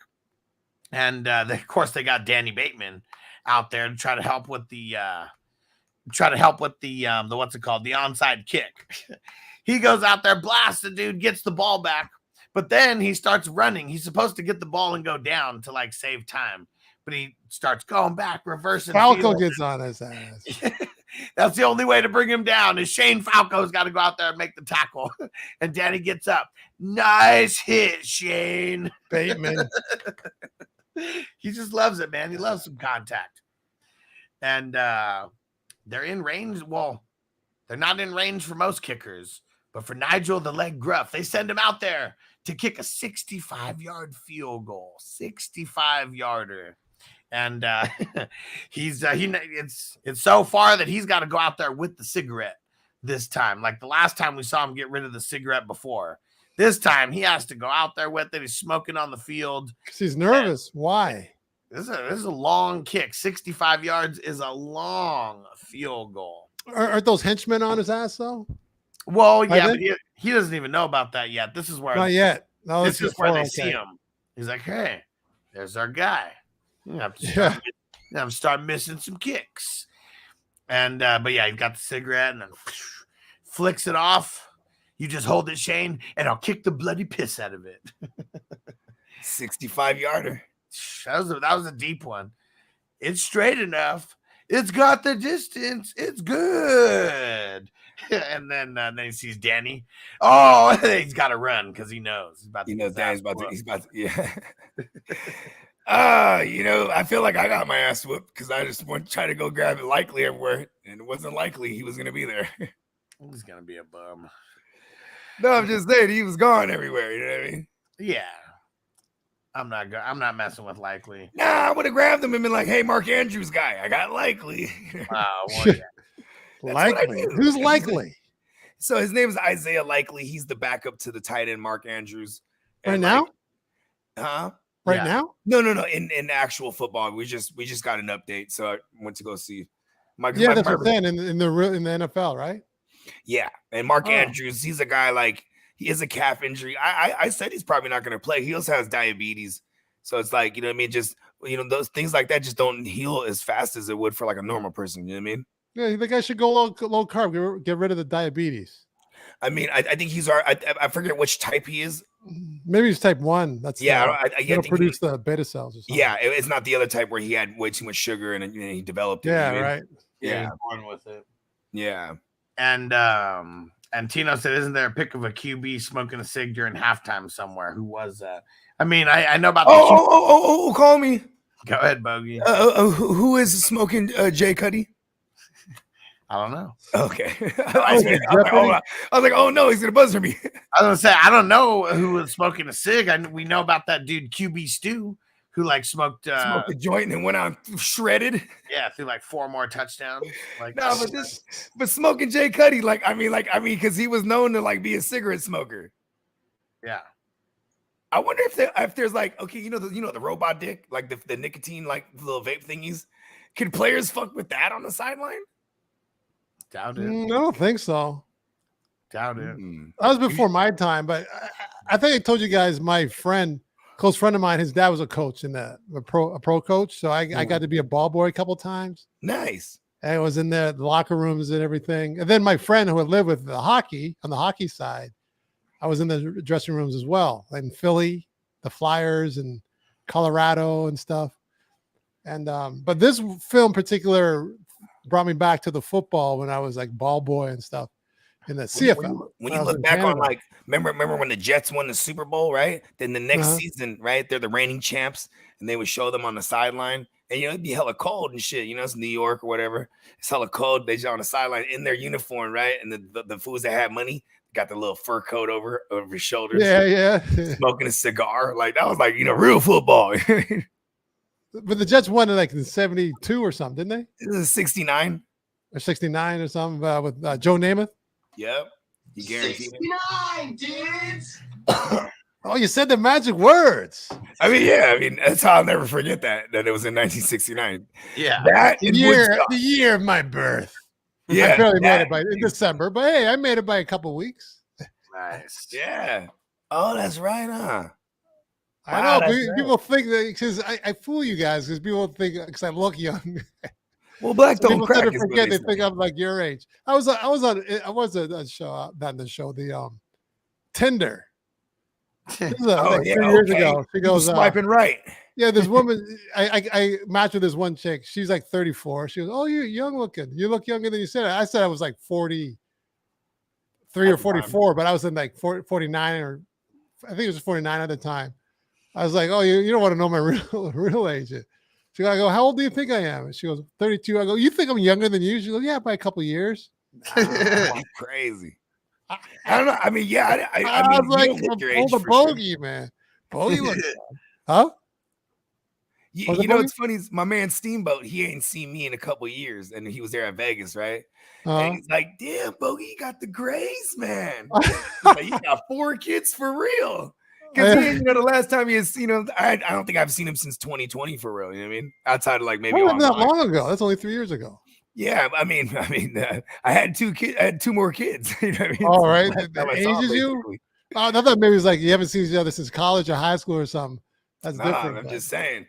Well, you just saw me. You ain't seen me with the grays like that. I was like, and then what's funny is like I like the grays. You know what I mean? I like the grays. I like to leave a little. I think it looks kind of cool. Yeah, just give yourself a shape. Guys, it's easier. Women, it's a little different show. See, and that's what my girl said. She's like, you're lucky. She's like, she's like, men, they could either like grow and to like look like hella horrible, or they can actually even grow to be more handsome than they were. You know what I mean? Yeah. Like George fucking Clooney. You know what I'm saying? Get that Jimmy G's on that. And the thing is, George Clooney doesn't. Well, not fun of a scene, but he's not known for working out. Or imagine if he worked out. And he says that's one thing that guys can do, and women too, I guess, as well. He was a pretty scrawny guy, work out and look younger because you're fit.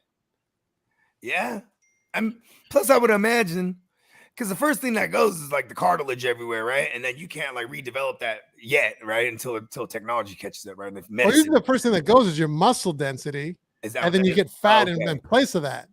That's what goes first, really, and that's only by choices. Usually food choices and sedentary or or sedentary, whatever you say that word, life, if you're moving or not, and being active physically. I want to give me Based, based on choices, really. I want to give me a bike. You know, one of those fucking the what do they call those? The workout bikes. You know what I mean? Mm-hmm. It's like just be on here doing a show, like she's hitting it.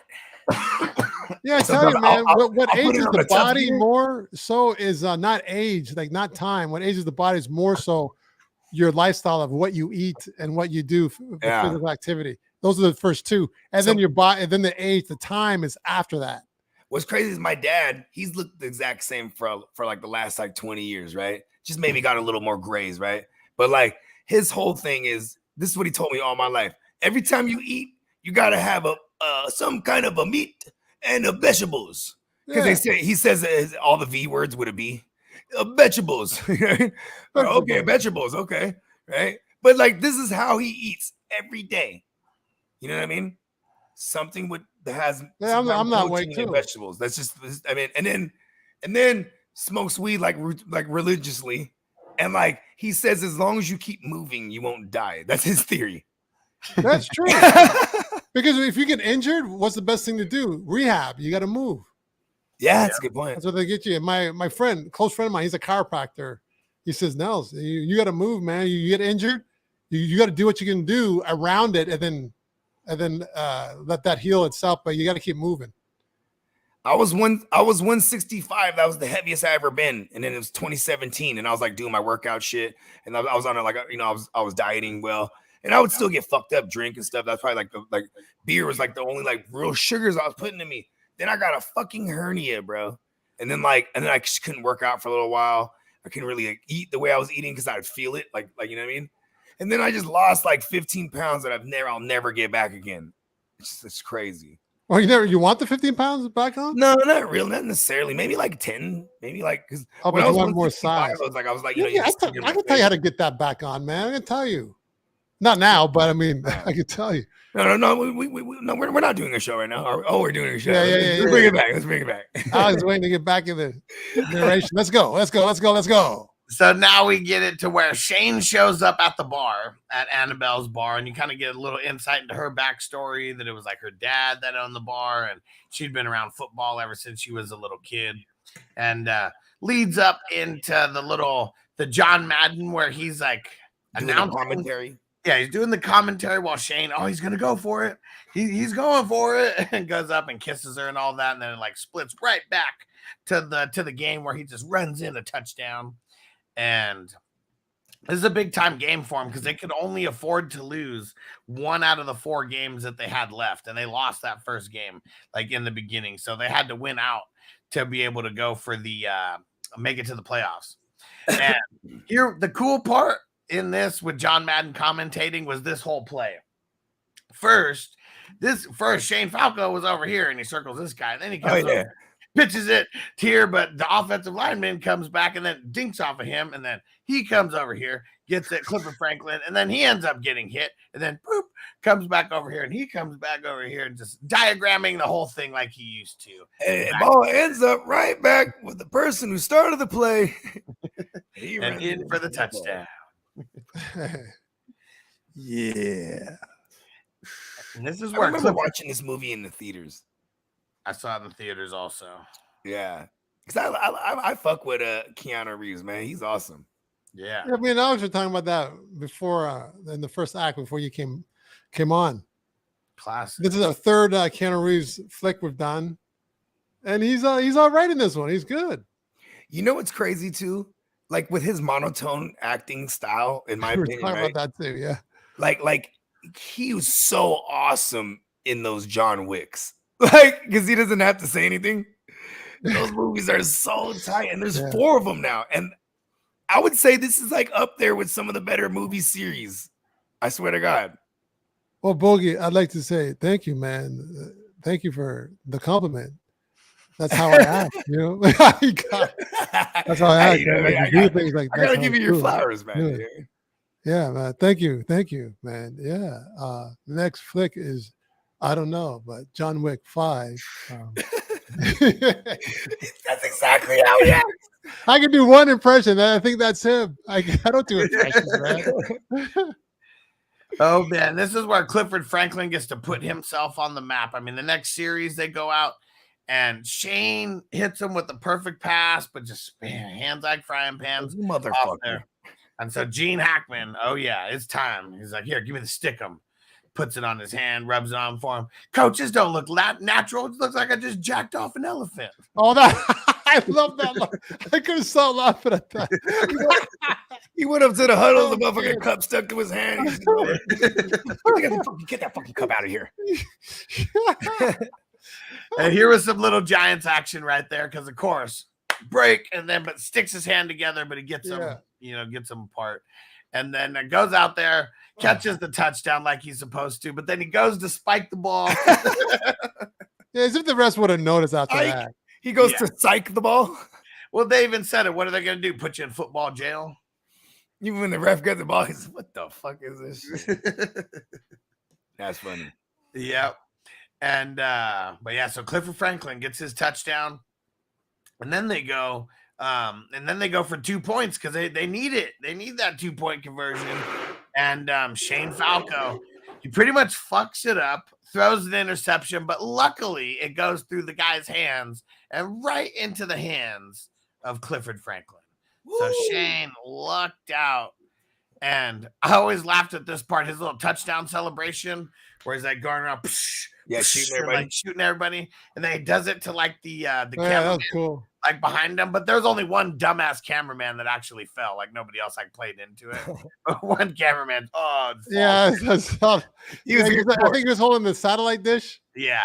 You can tell that dude was a Sentinels fan. He's like, oh, like, yeah, I got in the mix. You know what I mean? And the motherfucker. See, you know what's funny? There you go, Bogey. That's the one. It's the little things that won't ride these days, right? Like they would probably not, like, say if they showed this movie on TV nowadays, they wouldn't show him take himself out. You know what I mean? Probably not. Yeah, it did used to be legal. I remember back in the 70s, it was legal apparently. Yeah, until the Raiders just like took it to that next level. Start just covering the whole. They're catching balls like this. Just stop. Hit the fucking. It's close the palm, right? They just have it flat like a board. And it was all just everything, just getting all over the place, all over the ball, like all over everything, like just literally everywhere. So they can find you out. They can find out who's got that stick. And Carl said no ad-lib by the actors, huh? Which one? No ad-lib by the actors, huh? I don't know if I noticed that much ad-lib on this one. You know, I would think I think it was on the field. I think anytime you have comedians in the mix. Oh yeah, you're like a Faizon Love, or like I'm pretty sure there's things that are thrown in there as improv. Well, there's got to be because writers don't write like that. What if the jacked off an elephant was an ad lib? It could have been exactly. Right? I never thought of that. That could have been. Yeah, that probably sounded like that. I mean, maybe be like cut. Okay, hey man, what is it, man? It looks like I jacked off a giraffe. Hey, cut. Hey man, it looks like I jacked off an elephant. Like, you know, that's the one they kept. You know what I mean? Yeah, well, it looks like I jacked off Ron Jeremy's. It looks like I jacked off. Like, I mean, remember in Rush Hour they improv a lot of shit, but it was mainly because Chris Tucker would just always fuck. Hold on a second, Tino. Al Davis was ordering 5-gallon buckets of what? The Stickum. Oh, Stickum? Holy shit, like gallons? You got an organization. And by the way, my friend's father used to coach football. I was a ball boy. He worked under Al Davis too. Oh man! And he said Al Davis was not a nice guy. Oh, he didn't like working with him. He kind of screwed him over. So my boy, we're at a Niner Raiders game. It was a preseason game, and these are some dangerous games to go to back in the days. You know what I mean? People get stabbed and shot, and people get jumped and shit. Like it's these are wild games, right? It was just a preseason game, and we had like, because it's preseason, it's hella easier to get like these VIP box things. You know what I mean? So we're in this thing, bruh. And then they're walking through, and there's hella like security everywhere, and it's Al Davis, bro. And then everyone's like, boom, and they're all taking pictures and shit while he's walking through. My boy is a hardcore Raider fan, and he's like one of those like critical Raider fans. You know what I mean? Mm-hmm. And he started yelling some shit, and I want who was it? Oh, it was Terrell Pryor was their quarterback. He's like, man, you really think Terrell Pryor and woo, but there's not could really take us there? And he's by this time he's in a wheelchair. He stops the dude that's pushing him. Push me over there. And he wheels and he mouths off to my guy. You know what I mean? He'll show you and blah blah blah. Like, I was like, oh shit, Al Davis got on your ass, bro. You know what I mean? That was fucking awesome. Hella old at that point. Still went over to the jaw jacket. When was that? Was that in the early 90s or something? Nah, this is like 2009. Oh, geez. 10 maybe. Yeah. I remember the first time I caught a Raider game was in LA in 94, I think. Mm-hmm. And I was like, man, there's like gang members and stuff. I wasn't expecting that. It was like kind of scary. Come on, man. When NWA blew up. At the Coliseum. At the Coliseum. Listen, NWA blew up. What do you think their flag colors were, bro? They were rocking Raider shit. You know what I mean? Yeah. And like, so like, I'm telling you. They're in LA at the time when the NWA. Yeah, and they were the most influential gang rappers. I mean, gangster rappers. And you know what I'm saying? So like across the world, gangsters rock Raider shit, bro. Like, you know what I mean? I'm a Niner, so I don't know. Because they won in '84. They were in LA at the time with the running back. What's his name? Allen. Marcus Allen. Yep, Marcus Allen. And then they left LA. What, in '95? Yep. Was it '95? I'm guessing. It might have even been earlier than that. Well, I saw it was '94. So they were mid '90s. Yeah, it was mid '94. Yeah, '95, '96. Yeah, because one of their when they came back to Oakland, it wasn't too long after that. Their big accusation was with Jerry Rice, like in 1999. Yeah, I remember when they went to the Super Bowl. Remember that? Okay, remember that game with the Super Bowl and that one lineman went crazy. They couldn't find him. Yeah. Right. And I still remember when Jerry Rice caught that one ball. It was in San Diego, right? That year. Yeah. He goes to Mexico and he's partying, bro. And they can't find him. They can't find him. People telling him like that, recognize him. They're like, "Hey man, aren't you in the Super Bowl?" And like he was just out of his mind, partying so tough that he wakes up at one point and he's just not. He missed. But it was beyond partying. There's some. I don't know if it was not schizophrenia. Yeah, he was like bipolar. I think he ended up being like bipolar or something like that. Yeah. And then I still remember that one catch that Jerry Rice had near the end of the game on the 3-yard line or something. He almost got a touchdown, but he got stopped, but he got hit so hard. He got a concussion on that one play. Yeah. Remember that? Yeah. But it was amazing that he caught the ball though. It was Warren Sapp in them, bro. You had Rondé Barber and John Lynch, and I mean their secondary was disgusting. And the Gruden was coach. There was another guy. There was another pass rusher. I mean, there was a pass rusher. I forget. He just got into the Hall of Fame not too long ago too. But they were nasty. That was a fun show. You want to know what's crazy? Watch, here's the damnest thing: is that they traded away John Gruden to the Buccaneers from the Raiders, right? Which is like crazy because I don't even think I ever seen a coach get traded outside of that. But then they go ahead and don't even change the playbook. Right. So they end up playing in the Super Bowl against the Buccaneers, and he's like, they run in the same playbook. So it's John Gruden in the Super Bowl preparation against their defense playing Rich Gannon. Yeah. You know what I mean? Playing the role of Rich Gannon. And bro, they just shut them down. It was crazy. Mm-hmm. He got destroyed. Let's reel it back in. So they end up winning the game after this touchdown and 2-pointer by Clifford Franklin. And then you get the crazy locker room scene, and everyone is just mooning each other and all types of wild shit. Everyone's super happy because they're one win away from making it to the playoffs. And they're going to interview Shane Falco, but he's like, no, you know what? Why don't you interview Clifford Franklin? He's the star today. He always throws that weak ass hat on too, huh? He throws that sorry ass hat on. He's like, no, I'm just a regular guy. But Bogey, didn't Clifford Franklin have the swag? Oh yeah, Clifford Franklin. He had the swag. This is Clifford Franklin. You know what I mean? He was one sheet to the wind, huh? He was one sheet to the wind. He was just like, ugh. And it's like, it is crazy how they throw a female reporter in that mug in the men's locker room. Yep. Yeah, how do they do that now? There's still female reporters in locker rooms, right? Yeah. So the guys are naked and they don't care. You can't have a male reporter, I'll tell you that much, in the WNBA. Here we are in the women's locker room. What do you think of the win? That would not fly. But yeah, it's funny. He's like, let's just I don't think you want to see some of them chicks naked. Probably not. I don't know. Maybe it could be somebody's thing, right? No, some of them, maybe. Franklin had Tougher the the better. sack, though, and it's funny. Danny Bateman, he wasn't having it though. Like he pretty much walks by and pushes him like into the locker, and female reporters just looking so shocked, like what's going on. And then, oh man, remember how the owner said that he wasn't going to intervene? He went and did it. Now he's going to intervene, and we're going to save that for Act 3. Yeah.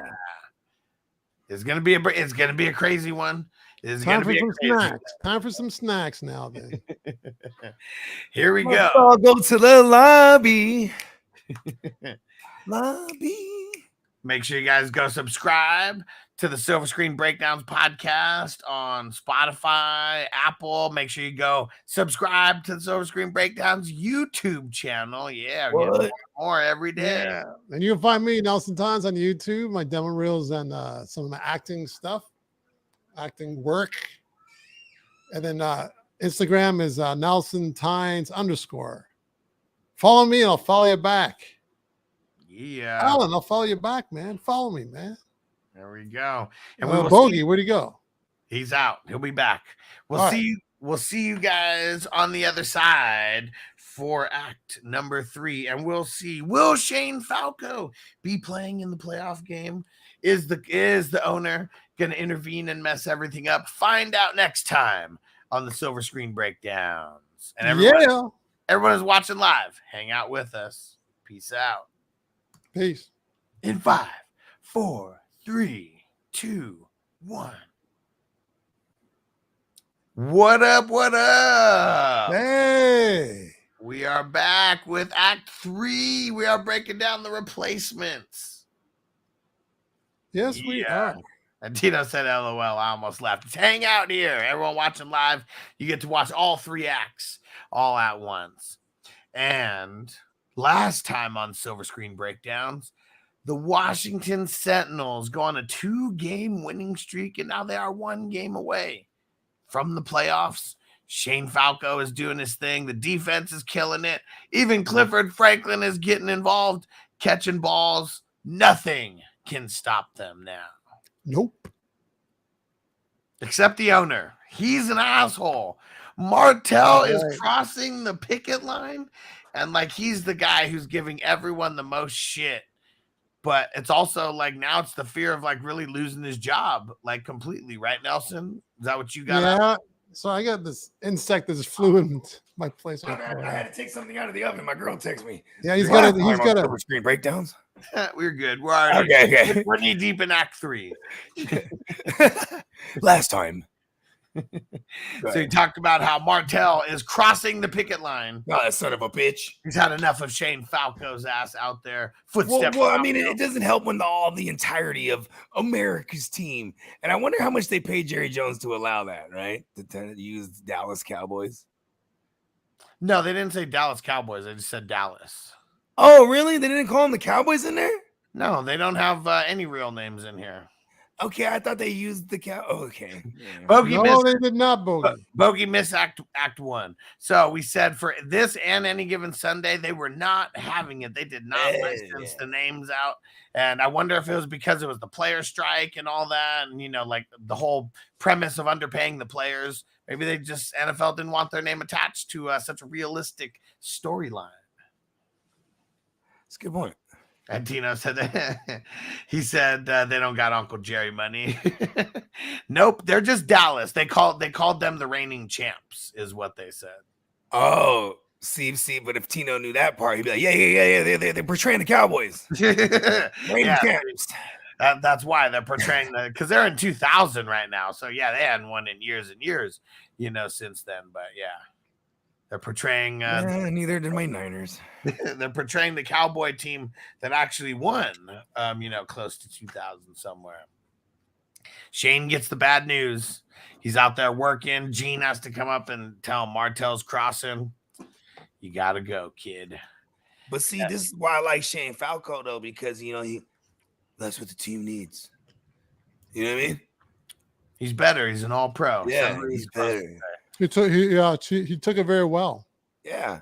I almost think too, like, I think he just felt good. Like he felt like he you know what I mean? Like whatever, he might have got closure with football at that point. I think he felt okay. Like, it's fine. You know what I mean? Because, it was probably always something that plagued them. Like, man, what if I had a chance? You know what I mean? Yeah, that sugar bowl.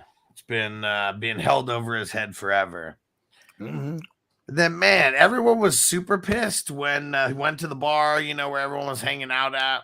And, man, everyone's hyped. Shane Falco actually made it there, to chill with the boys. And then he has to let them know, you guys are going to be playing with the best quarterback in the league on Sunday. Yeah, damn right. Like, Martell, he crossed. Everybody is hella pissed. And now Shane fucks it up. I mean, doesn't really fuck it up with the team. I mean, they release him. Or, he stands up the chick. That's right. That's where he messed up. And it's like, he's out, just sitting outside, looks like he's soul searching. Like, first off, she said she doesn't date football players. She made an exception for him because she knew he was only going to be a football player for like 4 games. That's at least what I thought. And he's Keanu, man. Hell yeah. Well, he's Falco, man. Falco. I'm just saying, you know what I mean? Like, well, yeah, you knew he was going to get the girl, of course. Oh, yeah, come on.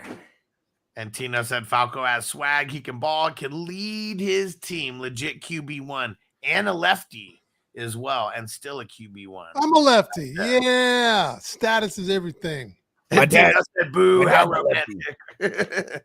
My dad's a lefty, and he loves to refer to you guys and himself as the endangered species. Cha.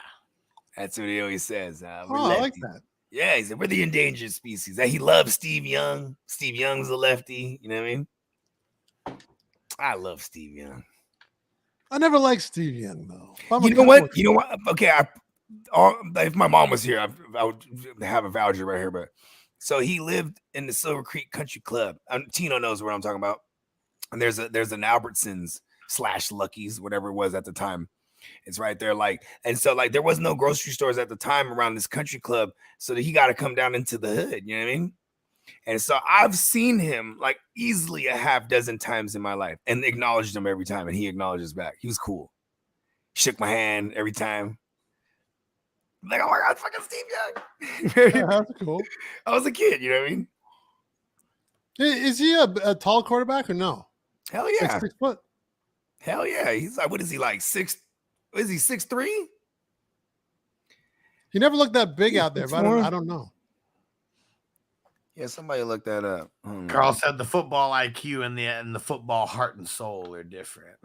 Yeah, sure is. I mean, here comes the best Q. I mean, I was gonna say, oh, well, we're not to that part yet. No, we're not there yet. I'm guessing he was 6'1". Okay. We'll revisit it. So the game starts now, and Martell is out there. As soon as they run out on the field, everybody is booing him. Like, they wanted Shane Falco. Oh, no, 6'2". Okay, so you said 6'1", I said 6'3". Oh, yeah. There you go. 6'2". I mean, he was just running around like a motherfucker. I love Steve Young. That was way before they would slide. He was just head dive. Yeah, he was good like that. That's true. He was like no fear. Fuck no. He had a lot of concussions though because of a lot. Him and Aikman. Aikman was on record though. And I think I think Steve Young might have retired because of him too. Yeah, Young ran way better than Aikman did. I don't think Aikman was much of a runner though. Nah. Yeah, but even for what it's worth back then, he was running a lot, but on basis of comparison, because he wasn't running that much, you know what I mean? But he was getting mobile, you know what I mean? Yeah. All right, let's jump back in. So everybody is booing Martell right out the gates, and Martell hasn't practiced with the team. He doesn't know anybody.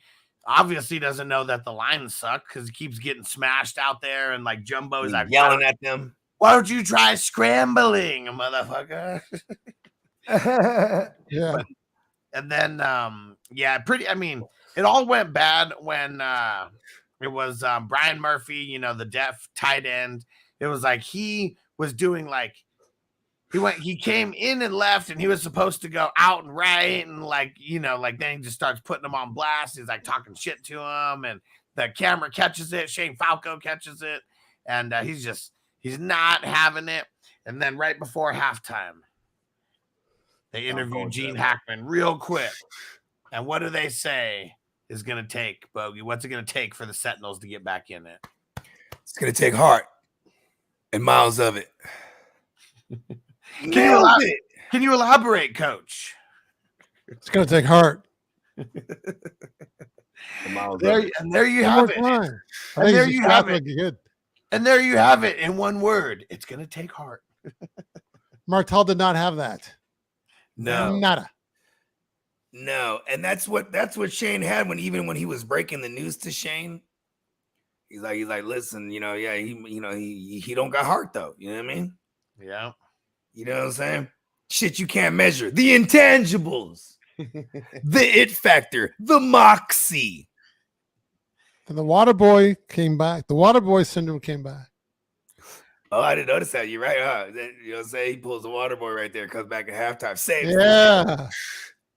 That's how it goes. That's how it goes. Everybody is like pissed at him. They're talking shit to him. Like nobody is on his side. And like we've seen that in a bunch of these movies as well. When the quarterback doesn't have the respect, of their team, usually does not go well. Usually involves like linemen getting out of the way. So like the QB gets destroyed. Luckily, you know why? Because they have nothing to lose. Yeah, you know what I'm saying. They're replacements, you know what I'm saying? And he's a dickhead. And it's like, and for them, it's like, listen, man, you might have crossed, but we got us here. You know what I mean? Yeah. Fuck you. Yep. And they already hated him to begin with. Like he's the one been causing the drama with them like the whole time, pretty much leading the charge against the replacement players. This fucker. So everybody hates him. Then he shows up like, all right, I'm leading y'all. Yep. Shane shows up. Everybody is hyped. And then they give him a good old boot. I'm going to go tell the owner on you. Like, little bitch. Nigel jumps right in front of him, takes off his shirt. Come on. I love Nigel, bro. Nigel Gruff. He's always ready to fight, man. He ain't playing around. He ain't playing. And, this is where it all starts. This is where it all begins. Now they got Shane Falco back for the second half. Against the reigning champion Dallas team with all their members crossed back. Excuse me. My mother raised me better than that. And it all starts off with the play that they call kick ass. This is a necessary roughness kind of little throwback as well, except it was one guy who was out there kicking everybody's ass. This one is like their entire team against the Cowboys, the Dallas team. And it's funny, Clifford Franklin got his swag back. He comes up. Clifford Franklin is looking for a new hoe. And the DB on the other side of him, he gets hella pissed. But everyone starts fucking up everybody right out the gate. The tight end, Brian Murphy, the deaf one. Deaf dude, yeah. He didn't know what was going on. He's like, what the hell is going on? Then he sees everyone kicking everyone's ass, and then he starts getting in on the mix. Yeah. You know what's crazy? There was an actual deaf player in the NFL, played for Seattle. I think he was a fullback, Derek something. Oh, damn.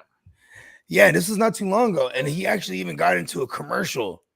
And he was like, I can't hear, but when they scream, I feel it. You know what I mean? Because Seattle, it's a loud feel the vibration. Well, because Seattle too is like when you play for the Seahawks, that's it's the second loudest stadium on record. You know what I mean? Only what's the loudest? Arrowhead, the Chiefs, and both those stadiums are designed to magnify the sound. Like it comes in like this. You know what I mean? So it magnifies the sound. You know what I mean? That's incredible. Hearing that, cool. Right? I know, right? But yeah, go ahead, continue. And then, so after that, they get pushed all the way back, like to their 1 yard line or something, because they had like 10, 15 yard penalties or whatever it was. But then they get a little dump off. Dude runs it all the way back, but his knee gets blown out right as he scores the touchdown. And that's all she wrote for him. But he got to score. That was like the only thing that he wanted to do in his playing career, because glory lasts forever. Because they said he played one game one pro game before this, and he blew out his knee in the very first game, and all he wanted to do was score one touchdown. Score that one. Yeah. Mama's proud. Yeah. Mama's proud. Heck yeah. And then they just start getting on more of a roll. Right after that, they show them getting the ball back, and they're just driving and driving and driving. But then we get to where they got to kick. I guess we haven't got to the field goal part. They bring in Earl Wilkinson. Oh, man, he's got to play running back because now they got no other running backs. But they're handling biz, and they're making it all the way down. And they need big plays, and they got to pull out Nigel. And man, he saw the guys. But first, to understand Nigel, the leg Gruff, man, you got to understand where he came from, man. Nigel came from a degenerate gambling bitch mother, and it ran in his blood, man. And now he owes the mob. He sees those bookies. Oh man, he knows he's gonna have to the mob kicks. They are. I mean, they are the mob. They're just they're the collectors for the bookies, is what I'm assuming. Yes. And it is. It's all bad for him, and he's all fucked in the head. He's like, I pissed the money. I had the money, and I pissed it away at the track. And Shane's like, what the fuck's going on, man? Just get ready to kick this ball. He's like, just all fucked up in the head. They're about to kill his ass. He's so good. He knows he's about to make this. So Shane knew. He pulls it back. Nigel, whole leg goes up and it falls down on his arm and everything. But Shane pulled it and he's running. Now it's a fake. Scores the touchdown. But it's holding. That made me mad. Because, you just feel the joy, right? Yeah. It's like I know what's gonna happen, but it's like Rocky, right? Like when you watch Rocky 1, or is it part 2? It was part 2 when they both knock each other down. No, it's part 1. Right? You're like, get up, Rock. You know what I mean? Go ahead though. And so gets called back. Everybody's pissed. Jumbo, you better rip somebody's head off here. And he's like, consider it done. And man, he does get a crazy ass block. Pretty much throws the dude all the way across the field. And Shane, here we go. Here, we at least got this little part of it. Where is it? I wish I could say something that was classy and inspirational, but that just wouldn't be our style. Pain heals. Chicks, big scars, glory. Lasts forever. Glory lasts forever. And he said, who wants the ball besides me? And it's Brian, of course. He wants the glory. It's like, yeah, you want that, Brian. He does that classic post. That classic post right to the edge of the right to the corner pylon and hits him perfectly where nobody's in range. Catches it, dives right in the touchdown. Woo! And the owner is like, he actually did it. The son of a bitch did it. You couldn't fucking believe and they win the game. And he's like, all right, now everyone's crossing back over for the playoff.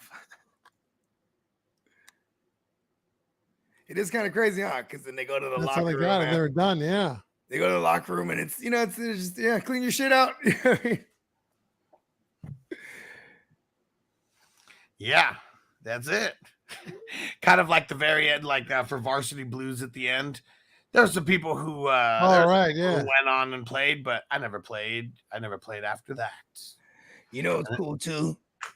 I like because we were already fully on in the era, and I think this is, someone could probably correct me if I'm wrong, but I feel like it was the Jackie Chan movies that started doing this first, where they're gonna show shit while the credits are running.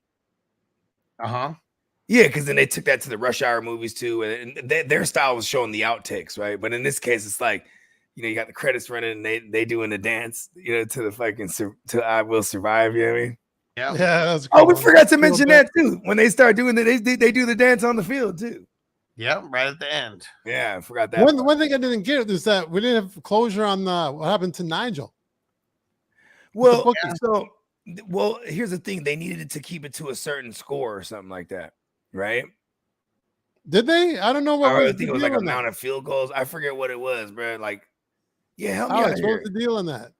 I don't know. Because I think he said if I make this field goal, they're gonna kill me. Something like that, right? Help me out here. Well, he was just all messed up in the head, is what it was at that point. I mean, they've been because when they were like stretching him off or carting him off, remember he was like thanking him, remember? Yeah, he's like, thanks, Shane, shaved my ass. Yeah. Yeah. Yep, but we got no closure with what happened. Everyone went back to their normal life. So you know what? Okay, this is my favorite thing to do with this, right? So we're gonna give them closure. All right, ready for this? Nigel, he goes on to celebrate. And a disgruntled, the irony is there was a disgruntled degenerate gambler that said, I needed you to kick that field goal and stabs him in a bar. Oh, man. Because he was out there in the bar that night with a sling on. Huh? He was like, hey, ole, ole, ole, ole. He turns up, bro. He goes wild, man. He goes wild. The drinks are on the outside. Yeah. That's the beginning of when they caught us. Like, this is what you're doing with my money? Yeah, and he like tucks in his chain and all that. No. He tucked in his chain hella fast. Like it wasn't blatant. He was like, listen. The money's on a horse. I swear. I swear on my mother's grave. He wasn't lying though, and it just didn't work out. He pissed it away. Yep. And this was one of those ones. I mean, there's a lot of movies where it just ends like this. I mean, this is kind of the closure, I guess, right? Well, it's a no tomorrow movie. Yeah. Right? There's no tomorrow. He even says it to him. You know what I mean? Yeah. For us, there's no tomorrow. We are the replacements. Yep. You know what I mean? Right. And, okay, look at this. Shane Falco, he goes on, marries the broad, right? He and then he becomes like a sports broadcaster. There it is. Mm-hmm. Yeah. Clifford Franklin, right? He becomes like a spokesman for like Stucco or something. Yeah, there it is. Danny, right? Danny goes to jail. He goes to prison for getting in a fight with the other guy who came from prison. And then in prison, they were homies at the end. What are you talking about? Yeah, I'm saying that. See, that's what I'm saying. They go out, they have a night, they get drunk, they fight, and then now they're together in prison. See what I did there? Tino said Falco. Oh no, he killed him. Never mind. Tino said Falco would be playing in Canada in real life. Yeah, because they don't like the lefties down here. Yeah, they don't. In the CFL. You know, Antonio said the kicker smoking the cigarette. He's my favorite. Yeah, we talked about Nigel a lot in Act 2, and yeah, 2 big field goals for him. That first one, and Danny Bateman like beat the shit out of him, and it was the second one, that 65-yarder. That was the one. Hey, I think that guy's smoking on the field. Yeah, Bateman was my breakout actor role of the film. I like watching Favreau. I never seen him like that before. Yeah, he was good. Favreau, and then Nigel was my second dude. Nice. Have you seen Nigel in anything else? No. Okay, yeah, because that's the only thing I've ever seen him in. I didn't get the Danny guy. I know I've seen him in something. Phenomenal in this. And you know it's funny too. Danny looks like he's like 40. Like what? He looks like he's like 40. Yeah. 40? Yeah. Yes, 40. Yeah, he does look older. That's true. I'm like, yo, they got this old man. Hey, he's a savage though. Oh, he was. What was his backstory again? Did he ever play? He played in college. He played college, but he went into the service and he was on the SWAT. Oh yeah, and then he was gonna get set to go to the league, and he went back, right? Yeah, he went back for another tour. Instead of going somewhere else, he went back on tour. Yeah. Tino said, "Who's the crazy linebacker name? He's my favorite. That's Danny. That's who. That's what we're talking about. Yeah. Yeah, Bateman. Yeah, that's funny. That's my. Hey, Tino. He's a Sagittarius like us, Deli. Oh, Tino is too. Yeah, he's my actual birthday twin. Him and Antonio. Tino likes the linebacker, and the linebacker's my favorite too. Right? See, look at that. Look at all of us. We're all on par. He's the man. He's a dog. Yep. Got you the ball. I'm back. Get the ball. Yeah, he was like a dog too, like a dog that retrieves balls. You know, go get the ball. Go fetch it.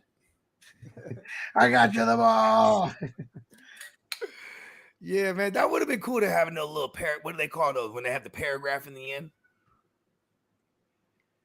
You know what I mean? Where it just kind of wraps it up for per character. You know what I mean? Oh well, yeah. I mean, they that didn't would do be cool. that, but they just had the Gene Hackman, where for these guys there was no tomorrow, there was no game, and all that. And they just show them on the way out because just that little monologue at the end. Man, this actually worked out, bro, because when we had this on the schedule weeks ago, right, and we knew this was gonna be like the last one before like football is like really here, and it was right after football. It's been awesome. It's been a pleasure doing this football movie marathon with y'all. Yeah. Boogie, thank you. Likewise, there, bro. Likewise, man. Come on. And why don't we wrap this up with the ranking on the movie, or how we would rank it? We'll start with you, Bogey. So we got you buy the highest ranking. Give it to me. You buy it, that means you love it. 5-day rental, that means you really like it. 2-day rental. And I love this movie so much. If they had a Broadway play based on it, I'd go watch that shit. Yeah. If they had a replacement musical, bro, I'm watching that shit. She's hard. What about you, Nelson? Yeah, I'd buy this one. Not a lot that I'd buy so far, but I'd buy this one. Yeah, I like it. Because you said what'd you say? This one was a little bit more realistic than some of the other ones. Yeah, it's like Any Given Sunday combined with Necessary Roughness. It's like this was like a comedic take, but a realism take, but on a comedic, right? Like versus like how Any Given Sunday. I was laughing a lot dramatization too during it. That's a good word, huh? Dramatization. Look at me. Hell yeah. Yeah, and Tony, I got the ball. I got the ball. Go back and watch me and Bogey's little back and forth on that. We did pretty good. I think we nailed it. I mean, we practiced it all week. This one for sure a buy for me. Like this is up there with just my favorite football movies like ever. And maybe it's because of the time when I saw it. I remember just like Bogey said, I saw this in the movie theaters. I was 14. Just super funny, man. I loved it. Keanu Reeves, even though he's got the same backstory as Point Break, the busted Ohio State quarterback, still, Gene Hackman. Like, what else can we ask for? I mean, we had a great plot.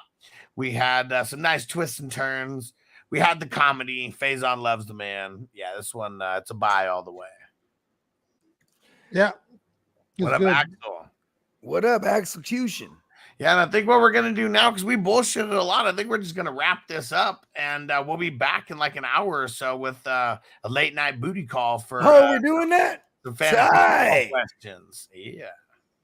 Oh, I saw that on the schedule thing, right? Yeah. That's pretty cool because I'm only on one cube. We're going in. Oh, hey, quick question, Bogey. Is it MP3 when you just on music? When I send you like directly, if I record something on a USB, is that pretty much MP3? So recording from what? My piano. So it'll be whatever. So when you export it, what do they call it on there? When you export something, is it called export? Yeah, export on the USB. So it should give you options when you convert it, right? So because I would assume when you're sending it from your your hardware, which is your piano, and then it is software that's it is a program that's on a piano. But when you send it, I'm safely assuming it's going to be a 24-bit wave, so it'll be fairly big. Pause, right?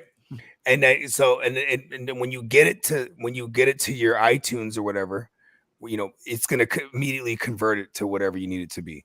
But the one thing is when you pull it into your iTunes, make sure it's not just a left or a right side. You got to maybe even call me one time when you're, just because I know the terminology. I might not know how to use your exact hardware, but the terminology is not going to change. All right, cool. Yeah, because there's going to be a conversion rate, right? Where it's going to ask. It should ask you. You know what I mean? Okay, yeah, I'll look up for that. Yeah, Tony said, "Shit, I'm about to watch it tonight. Definitely buy." Hell yeah. Placements is awesome. It is, right? Like, All right, guys. Well, have a good night, guys. I guess have fun on the fantasy. Yeah, it's gonna be fun. Gonna be a good time. Make sure you go follow the Silver Screen Breakdowns, everybody, on Apple, on Spotify, on YouTube. Help us grow over there as well. Go follow the Fantasy Football Hustler podcast as well, and go follow the Fantasy Football Funk. Hold on. Go follow the Fantasy Football Funk.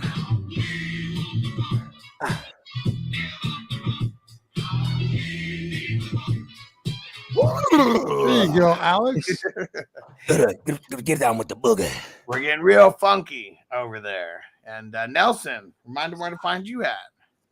You can find me on YouTube. You can subscribe to my channel, Nelson Tynes. See some acting work. Got a couple of different montages and demo reel on there. And Nelson Tynes _ on Instagram. Follow me, I'll follow you back. And I'm gonna say it. If you haven't seen Paid in Full, go watch that motherfucker. Because that's fucking that classic. too. Yeah, that's on Prime Video right now. Nice. Hell yeah. All right. Well, let's get up out of here. If you only listen to Act 3, make sure you go back and listen to the first 2 episodes as well, or first 2 acts, and go back. We are in this is episode 33. Okay. Go back to the beginning. Go check out all the old ones as well. They're super, super dope. It's been and feel free to get in the comments and suggest things that you want to see reviewed. You know, it doesn't hurt, right? Leave us a 5-star review on Apple, and you can write a written review, and then you can put a couple movies that you might want to see us do. There you go. Some of the next ones that we got on the docket before we get out of here. So we got Deer Hunter is going to be next week. Oh man, we got a long movie. Shit, I gotta find and watch that motherfucker. We got that is a long one. Thunderbolt and That's what he said. Pause. We got you don't have to pause that. Thunderbolt and Lightfoot. That's coming up in a couple weeks. And then we got Ready Player One. And then we're going to go into a bunch of Halloween movies here. We got Freddy vs. Jason, The Audition, House of 1,000 Corpses. And then for our Halloween episode, we're going to review Scream 1, 2, and 3. We're going to do a trilogy episode and kind of just talk about. Sick. Yeah. Which one's part 3 with Roman something? Yeah, Roman Pierce. The Hollywood one, man. That's where we're the Hollywood one. Hell yeah. Awesome. And Tino said bias, you mean movies we like? Yep. Exactly. Yeah. Of course we're gonna do movies that we like. You know, I swear to God, I'll write a movie list of movies I hate. We can review those. Just pick one. So you can see me really perturbed. We're only 33 episodes in, so that's what it is. Like, I'm sure once we get 60, 100, we're gonna be going through some shitty movies as well. I'm okay with doing a shitty movie and shitting on it. There was a couple of joints I think I wasn't gonna buy. We did. Mm-hmm. Matrix. All right. Well, let's get up out of here. We'll see you back here in an hour or so with the late night booty calls, fantasy football Q&A. We'll see you then. Good night, guys. Wow.